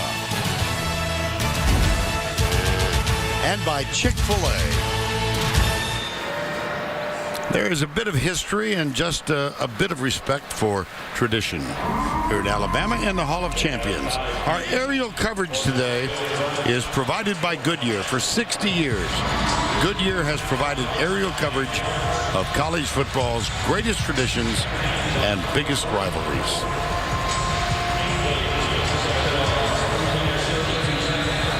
Adam Griffith, one of 20 seniors honored before the game. You just saw Jalen Hurts. He's got a few years left to play for the Crimson Tide. Griffith. That'll be a touchback taken by Kerryon Johnson. Let's take a look at the Dr. Pepper SEC East standings. Florida has clinched. They will take on Alabama in the SEC championship game next week. But first, they've got Florida State tonight. See the remainder of the standings. Georgia finishes regular season play 7-5.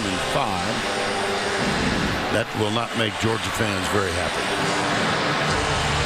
Kentucky had a great comeback. Yeah. Great comeback. I'll tell you, we keep talking about, or Gus talks about it, I talk about it. Auburn's still in the game, This could change very quickly. They need some first downs. One first down in the game. Here's he go. Johnson, he's got him open. It's Will Hastings.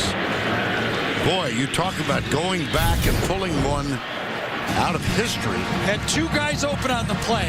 Will Hastings for the good positive yards, but there was another receiver that could have been the home run ball. Got to take the positive. Up the middle.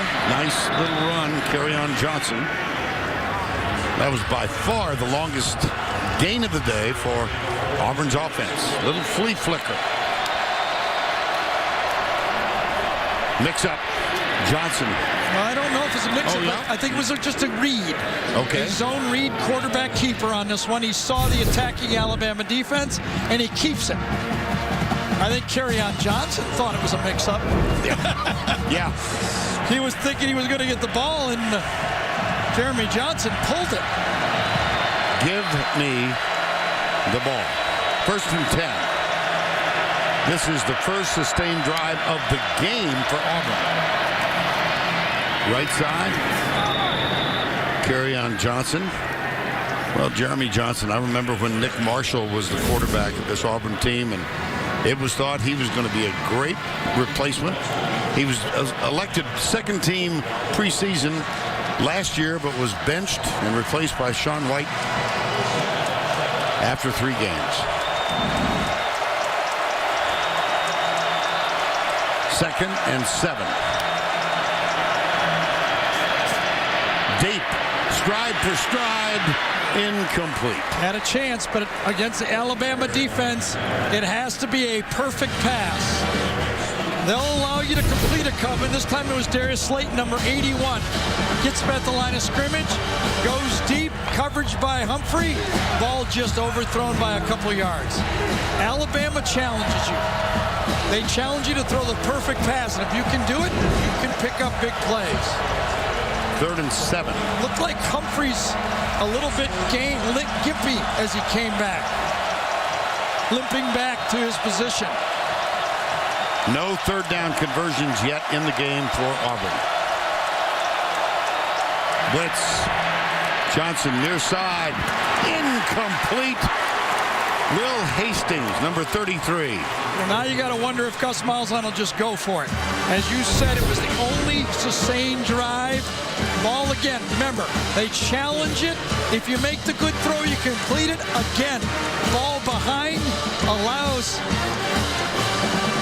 the defender to just make the play right at the end of it. They're going to bring on Daniel Carlson. He's hit 3 today. 9 of 12 from 50 plus. Along to 56.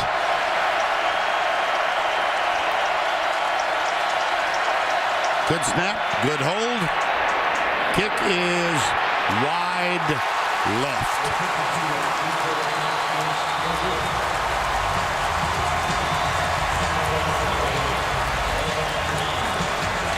Two throws. Jeremy Johnson had 2 chances. He missed one long, one short, and then the field goal goes wide. No good from 52. It's still 20-9.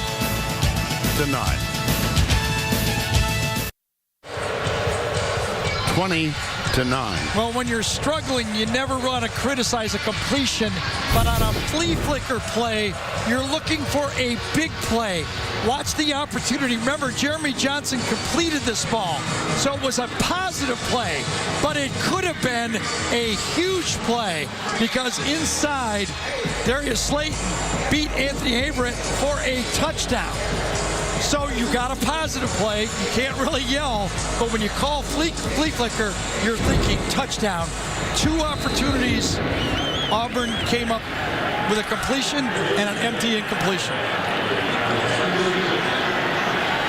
20-9. Interest in O.J. Howard. I was going to say, does Alabama keep pounding? Evidently not. There's nobody back there. Here's Hurts. Or Darius Stewart. Tackle made by Carlton Davis. Yeah, I see the 9 points here for Auburn. Yes. And I think back to the first Iron Bowl game. Here's a penalty offside. The first Iron Bowl game played in Tuscaloosa in the year 2000. 9-0, Auburn won. Well, our crew was staying at a small motel, modest. Offside. Number 5 in the neutral zone at the snap. 5-yard penalty. 2nd down. And our sideline young lady was Jill Arrington. So she told me the day after we got to town, she had called down to the hotel and said, "I'd like a room service menu, please." And the clerk at the desk said, "Ma'am, go outside your room, turn right, go to the end of the hall, and take a good long look at the peanut vending machine." That's your room service. Bring some change with you. Yeah. Quarters are accepted. First down.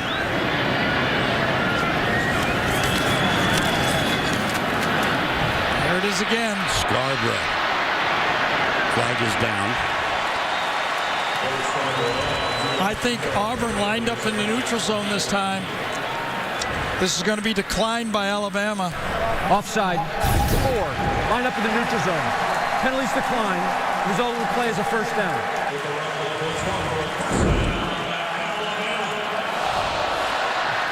Well, they started out the second half with Bo Scarborough. The balance was not there in the Alabama offense, and on this drive, they pounded a little bit. They finessed with the short pass to the outside, and they finished it with the quarterback run.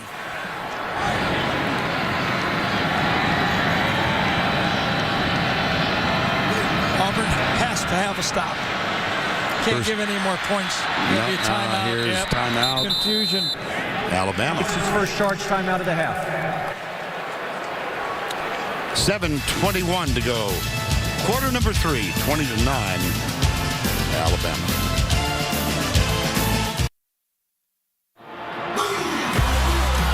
Road to the Final Four next Saturday. UCLA at Kentucky.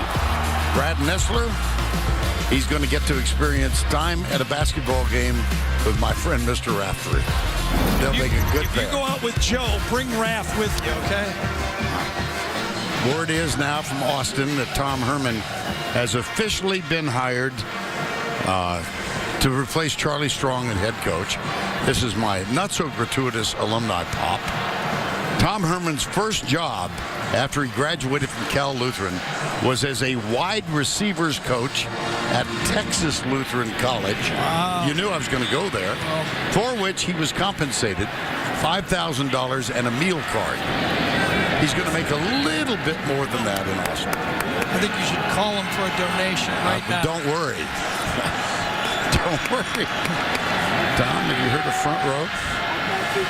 Gary was there once. Unbalanced formation left. They are working Scarborough. Yes, this is very similar to the LSU second half when they came out and brought Scarborough out, and that a lot kind of freed up Jalen Hurts to make some plays. Second down 9. Auburn defense has to bow their neck right now. They need a big play. No more points.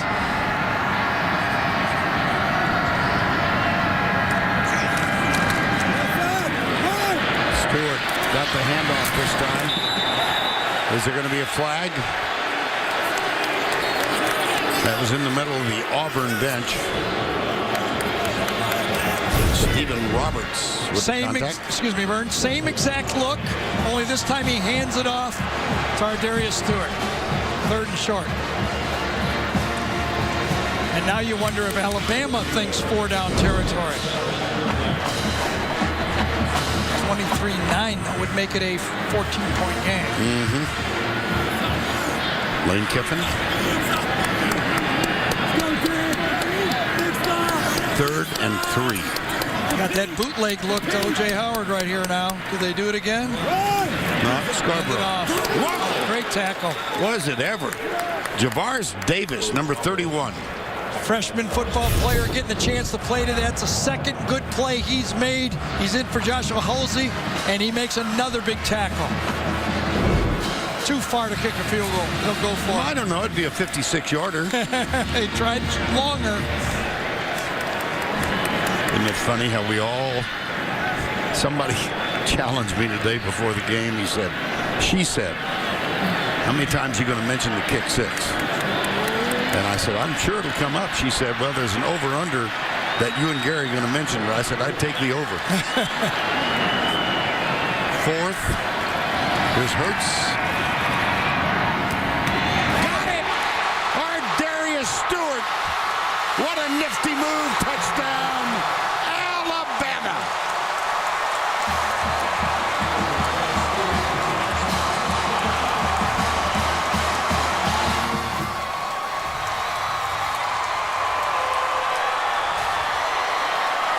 What a great throw. The best throw of the day for Jalen Hurts. You're going to get a smash route here. Come in, go out, but watch the strike Jalen Hurts throws. One spot to put it. That's where he puts it right to the sideline and allows Ardarius Stewart to show why he's so special with the football. What a throw. Remember those throws that Jeremy Johnson missed by a couple feet? When you make that throw, it allows these athletes to make the plays. Devereaux Lawrence is the injured Auburn player, number 94. Go ahead, Gary. If that ball is just a foot short, it's a 5-yard gain. Foot long, it's an incompletion on 4th down. Auburn gets the ball. You throw the strike, 7 points.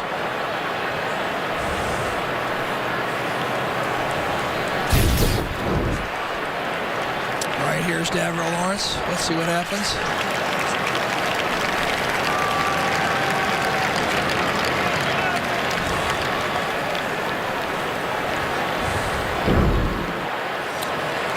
Good to see. Might have just twisted his ankle as he came down. Those are big men running full speed, jumping over people, and sometimes you get a little twist. And for Ardarius Stewart now, 38-yard touchdown catch. A career high of 10 receptions for 127 yards.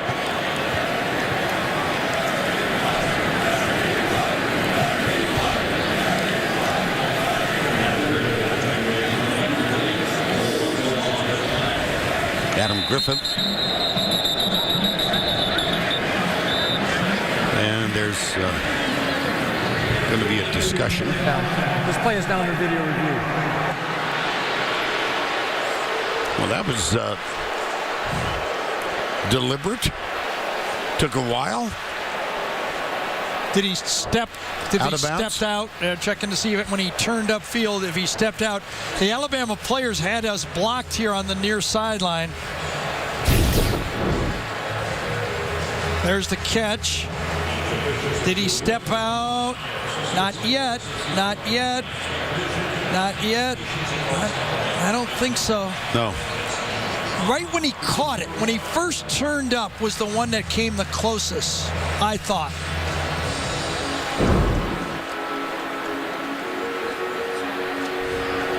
One more look just as he catches the ball to see if that's where he stepped out of bounds. I know the Auburn faithful is hoping for that. He catches it. Let's see the first turn. After video review, the ruling on the field, touchdown stands. Right here. I think he's inside. Yeah. I think the official had it right. And everybody did their job. It was the defender. When somebody throws a perfect pass, you got to hope you make the tackle or he drops it.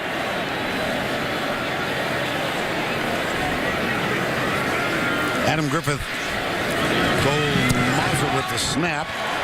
Perfect. Cooper Bateman with the hold.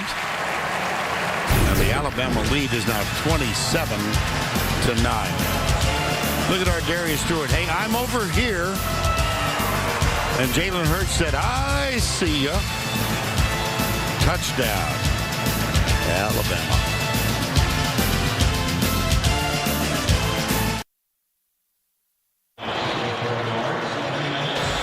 (27-9). 5:16 to go, third quarter. Well, Lane Kiffin, if not anything else, he's demonstrative.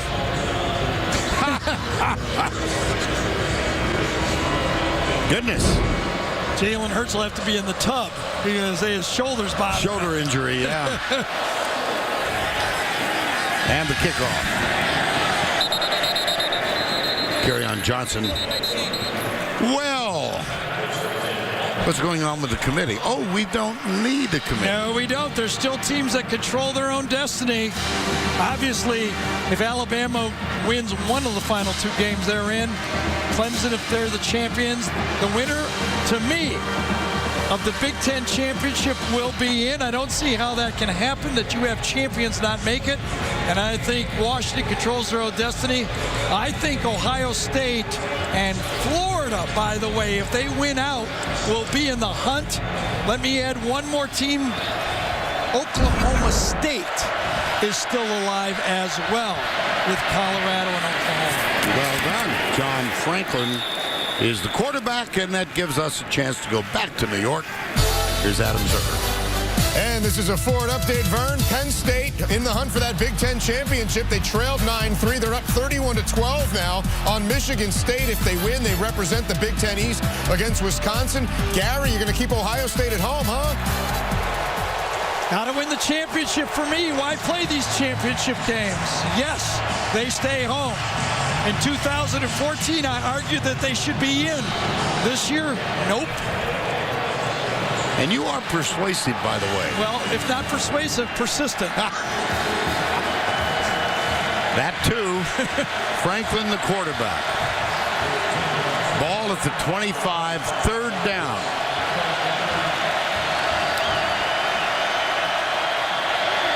He runs better than he throws. And this time he runs for a first down. Boy, it was so close. He was really lackadaisical at the end of that play. So important of a first down, but he got it, what, by a foot? Smidgen. Originally signed at Florida State. Went to junior college and then ends up signing a big signing. Everyone thought he'd be the guy. Instead, Jonathan Allen is the guy. That's Jonathan Allen on Cameron Petway. I mean, when you don't block Jonathan Allen and you're doing the mesh point, Jonathan Allen says, all right, take that mesh point and I'll eat it. He is just having a sensational year. He is, but not strategically blocking him is not a good strategy. I don't think so either. On 2nd and 12, here's Franklin. Great protection. Deep down the middle, he's got a man open. Caught. Eli Stove. Great protection. Number 1. Franklin had time. Here's the matchup. Safeties are in the middle of the field, but not deep. Hootie Jones, number 6, sniffing out the crossing route. And a big play finally hit by Auburn. 56 yards. And they try the right guard right tackle spot with Cameron Petway. Let's check in with Allie LaForce. Hey, Vern, Marlon Humphrey is dealing with a right leg injury. He was in the medical tent for about 10 minutes. His right leg is taped up. He's trying to ride the bike so he can get back in this game. Questionable to return. All right, Allie, thank you. It happened on the long, incomplete pass. Remember when he hobbled out? Watch the quick snap here by Auburn.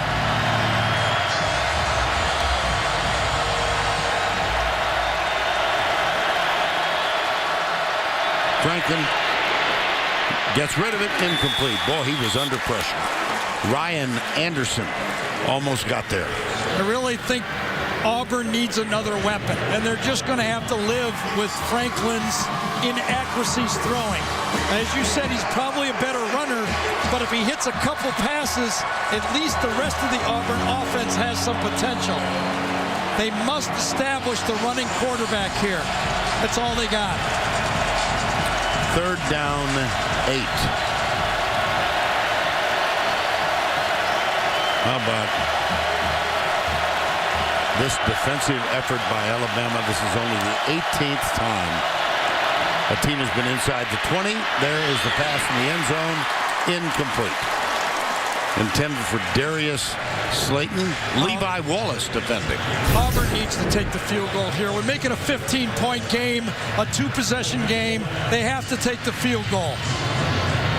Great coverage that time.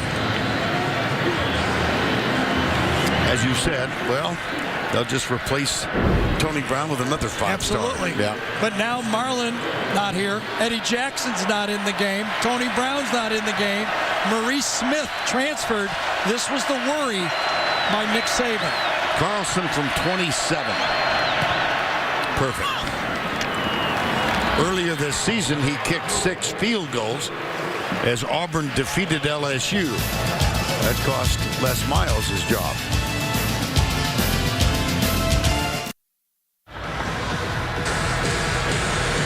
27-12 with 2:11 to go. Daniel Carlson, good from 27. He's now kicked 26 field goals for the year, most among the big boys.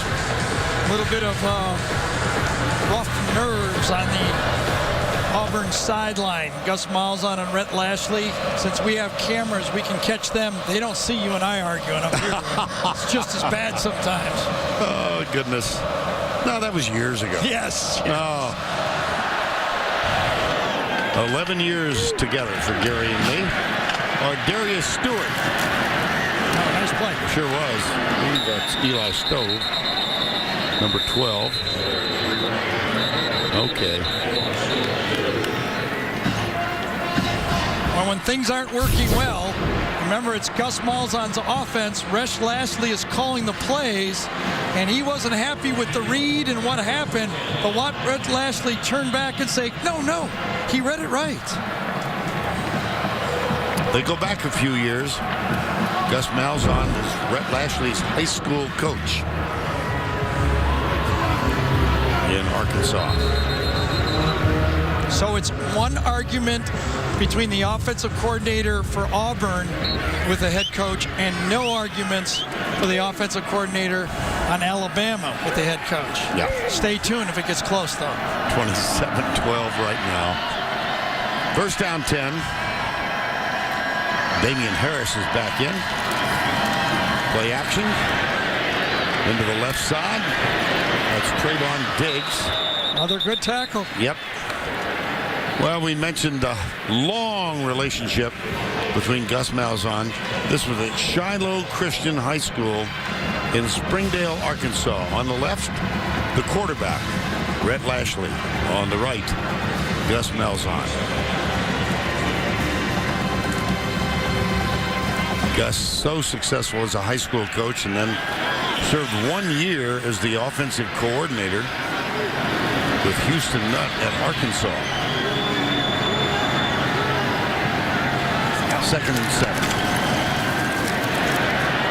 Damian Harris. Well, those were good positive yards by Damian Harris, but it was edge defended by Auburn. They turned it in, and Harris got the maximum out of the play. You have to live with that if you're Auburn. You have to depend that you're going to make a tackle for a loss sooner or later, because Alabama puts a lot of pressure on you. Toss. Harris hit high. It appears he got enough for the first down. And Trey Williams ran it down, but not soon enough. Remember, we talked about the play before. He fell forward for another couple tough yards. It paid off on 3rd down for the first down. Final 40 seconds. Quarter number 3.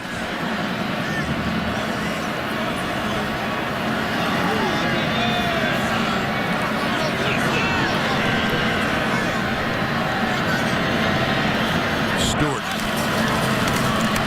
Hurts. Runs it. Carl Lawson made the tackle.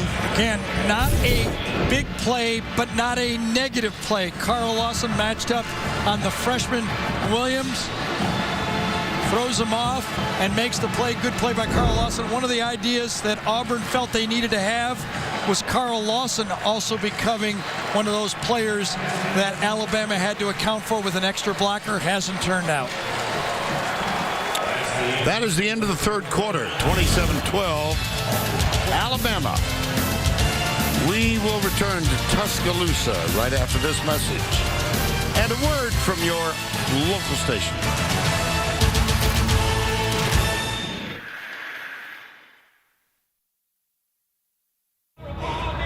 Now it's kicking in. Pure adrenaline. I'm too tired. Pure adrenaline. 102,000 plus at Bryant-Denny Stadium. 81st Iron Bowl game, Auburn and Alabama. And as we begin the 4th, Crimson Tide have a 27-12 lead. Vern Lundquist, Gary Danielson, Ali LaForce, and our entire 75-person crew here at Bryant-Denny. This has been the formation du jour tonight for Alabama. On balance to the right. Left tackle Cam Robinson is the only guy to the left side, and they've been doing the fast motion across all night. 2nd down 10. Great. Joshua Jacobs. Whoa, what a run. Great cut in the hole by Joshua Jacobs. Another true freshman. He runs it right at Jonah Williams. The true freshman offensive tackle. Look at this cut. Wow. 26 yards off the block. And we talked about the imbalance of the Alabama offense. They are in complete balance now. 31 runs, 31 passes. And a flag Auburn's coming. taking their first charge time out of the half. And a timeout taken.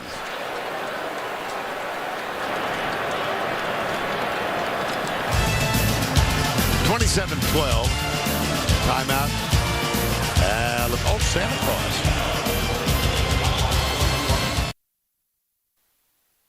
And now it's time for our Geico game recap. Senior Day here in Tuscaloosa. Nick Saban congratulating Jonathan Allen and his mother. Been a tough day for the Auburn offense. They did have one 56-yard pass, but that was about it. In the meantime, tough start for Jalen Hurts.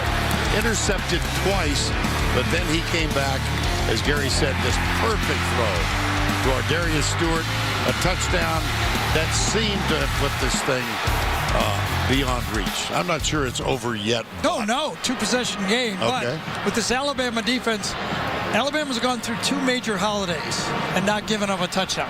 October 22nd, so we've had Halloween and now Thanksgiving. Nobody scored a touchdown. If they can keep this going and get to Christmas, it's going to be a great year for the Alabama defense. It would be another national title soon after that. Well, they have been impressive, and Auburn, a team that started off 1-2, then won 6 in a row, but they really are offensively challenged. Absolutely. They don't have the quarterback play. We said it, the formula forever against Alabama. Match them up front and have efficient quarterback play. Auburn can't complete passes. They can't get their running game going right now. They're just hoping they can keep it a 15-point game and get their offense out one more time.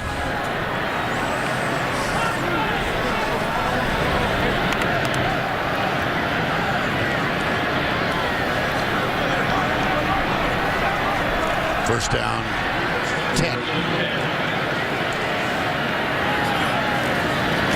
Hurts back, pressure, finds a receiver. Joshua Jacobs. Man, oh man. Hello. Every time we would talk to Nick Saban about his running backs, Damian Harris, Bo Scarborough, he would always say, Joshua Jacobs ain't bad either. Remember? Oh, I do. Watch him scoot. Gets it, screen pass. Alabama's always been a great screen pass team. On first down, they'll test the middle. Joshua Jacobs. Let's check in quickly with Allie LaForce. Hey, Vern. Devereaux Lawrence, one of Auburn's defensive linemen, is dealing with a right knee injury. He's been on the training table quite some time. He has ice on the right knee, and I just got word from the team that he will not return. All right. Thank you, Allie. Another senior for Auburn.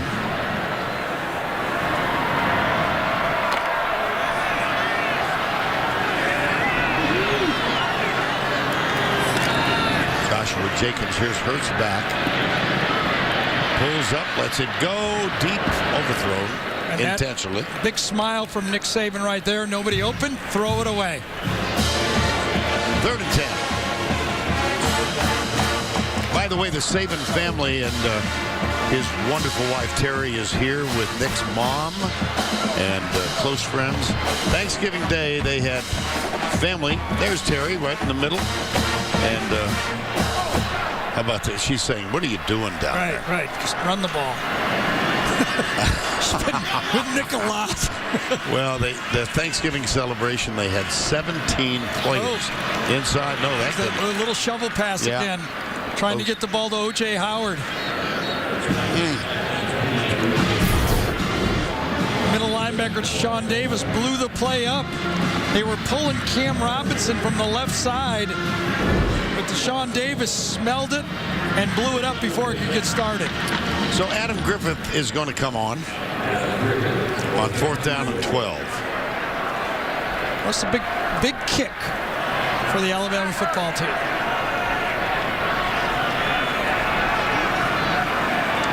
.34 yards. Good snap. Whoa, did he? He did.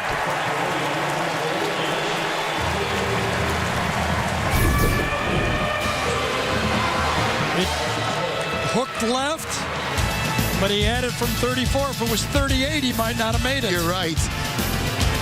Timeout.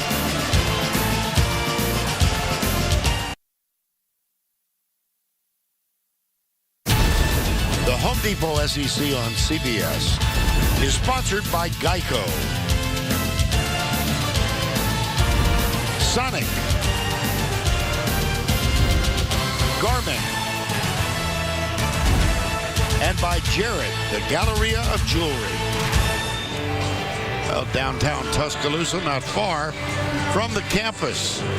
And this is indeed a beautiful campus. And the aerial coverage today provided by Goodyear for 60 years. Goodyear has provided aerial coverage of college football's greatest traditions and biggest rivalries. Sweet home Alabama. Adam Griffith to kick off.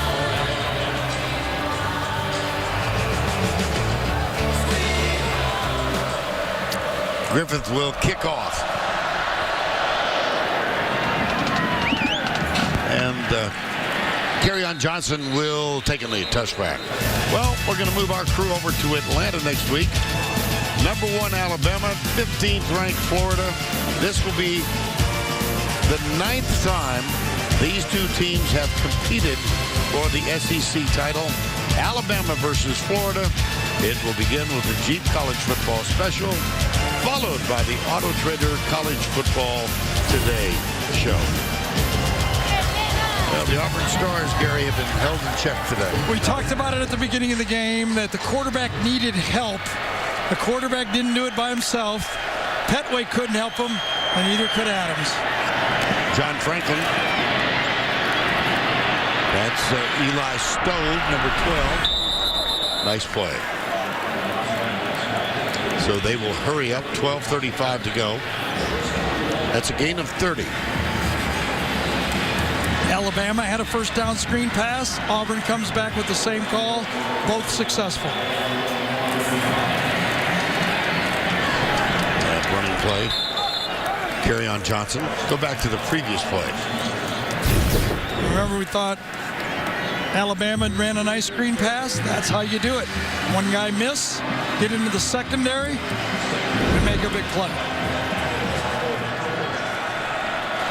Well, it looks like Christmas here, doesn't it? The lights are on. Isn't that great?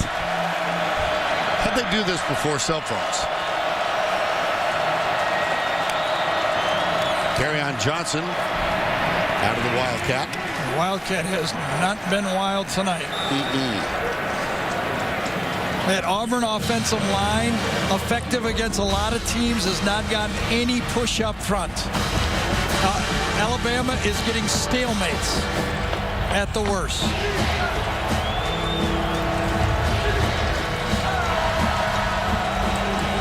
Third and 2. Receivers will break first, and then a quick turnaround by the offensive line. See the conversion rate for Auburn. 1 of 10. The toss right. I believe he got it. Cameron Petway. Break the huddle quick, force Alabama to shift quickly, and get the corner.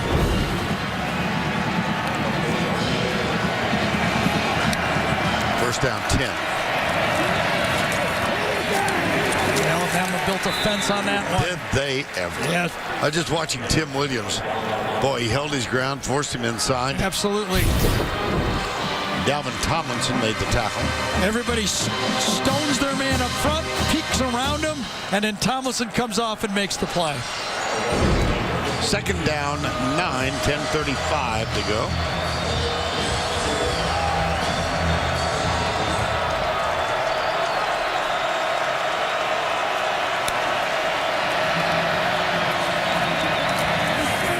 It will be third down. That's Cameron Petway. Now with this being an 18-point game, with this amount of time, does Gus Malzahn tell Rhett Lashley that you got 2 more downs to pick up the first down? Whole different call if you know you have 2 opportunities.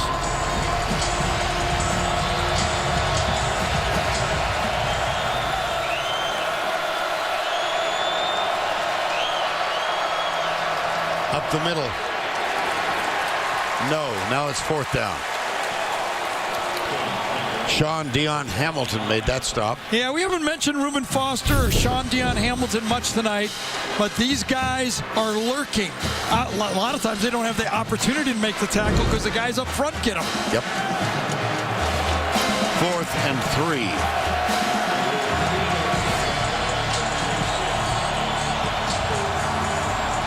Chandler Cox, number 27. Wildcat again. 11 men by Alabama within 3 yards of the line of scrimmage. Will they go deep? Cox fires it. Intercepted. Sean Dion Hamilton. You can't blame a guy for getting an interception. Great coverage. Would have been easy to knock it down, but your instincts are to grab it. Everybody was up, and Alabama not fooled.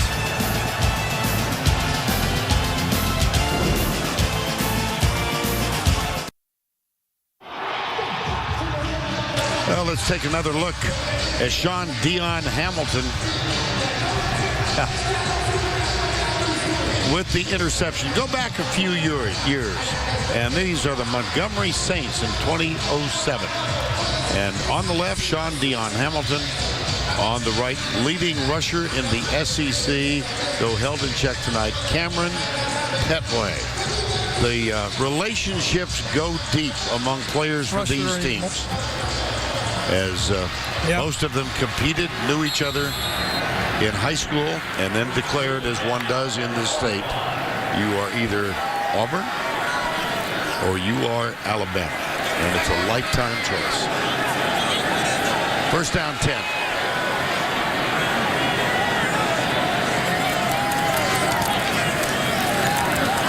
Nothing doing here. Scarborough. Deshaun Davis. Deshaun Davis again blows up the play. He's blitzing now, trying to make something happen. There's Lawrence, as Allie told you. The ice isn't going to help that. Apparently it was more than a sprained ankle. Twisted knee. Loss of 2, second down and 12.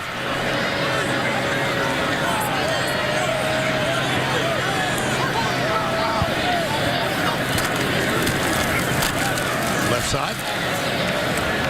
Hey, Vern, I saw a great tweet the other day. And sometimes I look. I missed it. It was a Bama fan, and he said, best ever or second best ever? Roll Tide. Gee, I wonder who he had in mind in that paragraph. Well, Nick Saban came here, had a tough first year in 2007, but boy, he righted the ship in 2008. And he's left a lot of dust in people's faces ever since then. Third down and 9.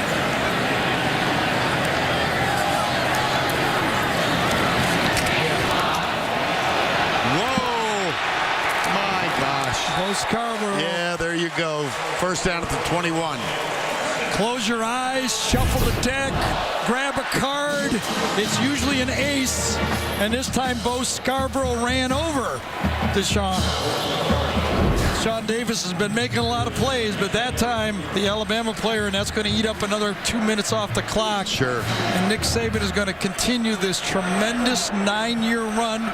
He's been #1 for 9 at some point in each of the last 9 seasons. Imagine that. Ranked #1. 4 times he was the national champ, 4 times SEC champ, 6 appearances in the SEC championship. That's a dynasty. Let's go left, and Scarborough gets it again. You know, our friends in the SID office here, Jeff Purinton and Josh Maxson, were kind enough to count up the number of Alabama games. And they had the number at 78 Alabama games that I've televised over the years. And all of a sudden, I realized my first Iron Bowl game was in 1981. And Bear Bryant was at Legion Field. Sideline? I was the sideline guy with Keith Jackson and Frank Broyles. And the whole idea was, if Bear won, it would be number 315, and he would surpass Amos Alonzo Stagg, all-time winningest coach. There's a lot of argument about the best coach and second best, but he's in the conversation. Oh, my gosh. So here's he wins, and by design, I'm told, go under the north end zone stands at Legion Field. Get the camera guy ready. Bear knows he's going to come to you for the interview. So I said, Chuck Howard, our producer, I'm here. He said, is your camera guy there? And I said, yes, he is. Well, why can't I see you? Well, it could be because there are no lights. He said, well, where are the... I said, Chuck, oh, by the way, here comes Bear. And we heard Bear moving with the entourage. And I said, Chuck, Bear's here. Where are the lights? There are no lights. We did the interview. To this day, no one has ever seen it. They heard it, but we had no lights. Well, it's almost lights out here tonight. Yeah, it is.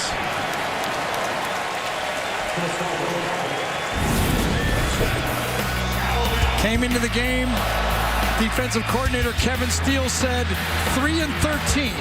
It's been a quiet night for number 3, but number 13's done about all. Catching, throwing, and making touchdowns. And waving his hands when he's open, and waving his hands when he should have had the ball thrown to him. Try me. First down, 36. Big guys are in again. Allen and Payne. That is an elephant package. Gee whiz. Okay. Well, before the game, there's Eli Gold. He has become, over the years, a dear friend. And I have been mistaken for him on many, many occasions. Now, I say he's a large economy-sized version of me. And he came by the booth a while ago. He's just a wonderful guy. And he had some gifts. Listen to me, I'm losing my voice.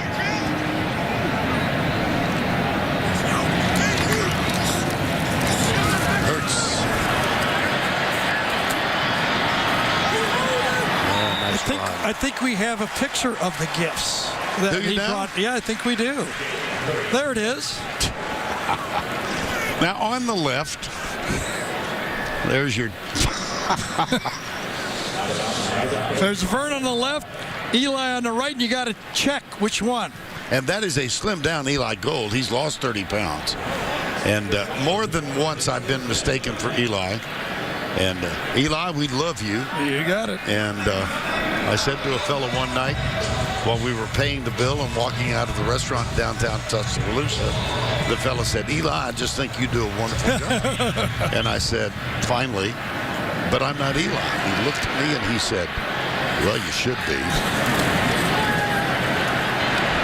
Alabama. Calvin Ridley. Making first downs, grinding out the clock, going obviously to Atlanta with a victory. And I think now, even if they get upset by Florida in the championship, they're going to be picked by the committee. They're going to be in. They're one of the teams. Yeah. The Napa Play of the Game presented by Napa Auto Parts. And it's first down 10.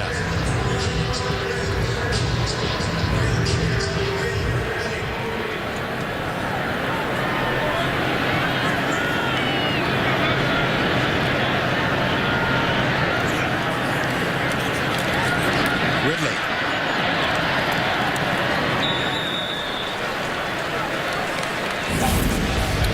Well, these two teams, there's Saban and Jim McElwain. They've met 9 times. Each school winning 4 of the head-to-head. This will be the 9th. Florida has a record of 7 SEC titles. We look forward to that. Yeah, there's no shy players playing for Alabama. They show up. We saw that when they went in and beat LSU with that goal line stand. Could they knock off Florida State and stay alive and roll into Atlanta with an opportunity? We'll see. Draw play. Joshua Jacobs. 2:18 to go. Well, these are the kind of things you can mention when you've got a game like this, but it has been a Hall of Fame day for people coming in to say hello to you and me. Leroy Jordan, one of the all-time great players in Alabama history, joined Joe Namath in the booth next to us with the AD Bill Battle. And Scott Hunter, who was a great player here at quarterback. Scott came by when CBS got college football, got back into it in 1982. Scott Hunter was one of the original 8 guys who made up the play-by-play list, 4 of us, and the analyst, 4 of us. And he worked with the wonderful Lindsey Nelson for 2 years.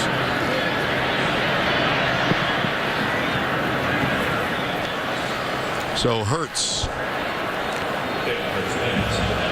The only thing that could possibly go wrong if he gets Hurts. Yes. Does not want to get Hurts now. It was right there for you, wasn't yes, it was. And the Jeep postgame show coming up. 4th and inches, and the big guys will come in. Yeah. none of whom is quite as big as William Refrigerator Perry.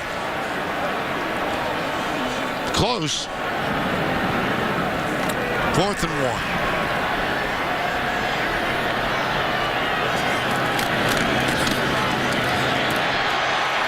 Bo Scarborough.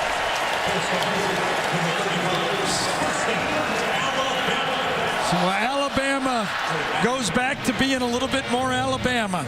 They rushed for 69 yards in the first half, 136 yards in the second half. They really can attack in almost any way they desire. And this has been nearly an 8-minute possession.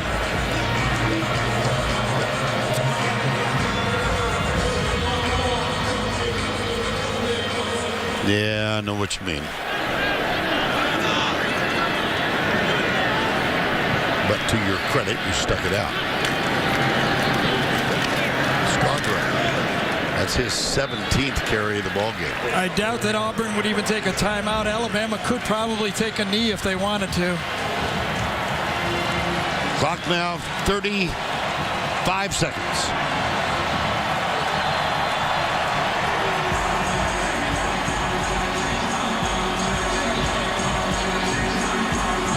O.J. Howard, one of the seniors. Remember, he came back. He could have gone in the draft. Jonathan Allen could have gone in the draft. They came back for this season to put another championship higher. 10 seconds. Hurts does not get Hurts. Alabama wins the 81st Iron Bowl by a convincing 30-12 count. It was 10-9 at one point. 13-9 at the break.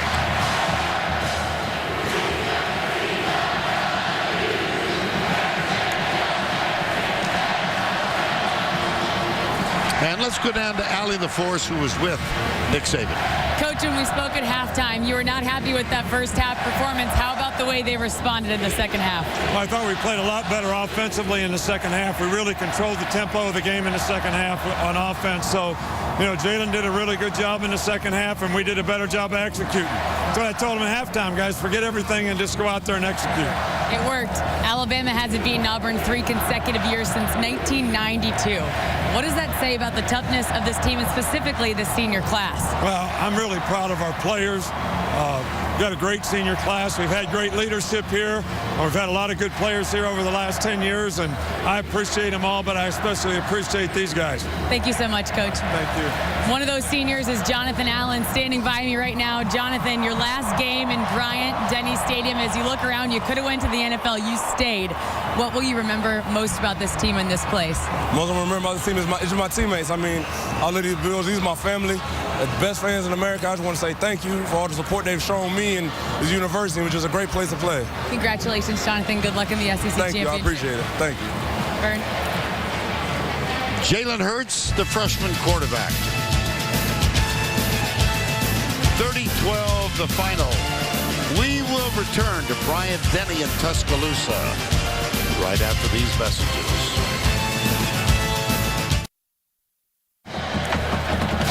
(30-12) the final here. Time now for the Napa play of the game. And this will not surprise you at all. This beautiful pass from Jalen Hurts to our Darius Stewart, who tiptoed down the sidelines for a touchdown, the Napa play of the game. Let's listen to the call of Alabama announcer Eli Gold. Gets the snap, rolls right, looks, finds a man, throws, first down. Stewart gets free. Ardarius to the 10, to the 5. He's in. Touchdown, Alabama. 38 yards. Yes, indeed. Well, a full crowd, full house here at Bryant-Denny. If you're an Alabama fan, you love this afternoon. Thanks to our crew here in the booth. Our stage manager, Amanda Stork. Our spotter, Dave Bolton and Butch Baird. Our statistician, Chuck Gardner. And a spouse, Nancy. For Gary Danielson and Allie the Force. Vern Lundquist saying so long from Tuscaloosa. The Jeep postgame show is up next after these messages.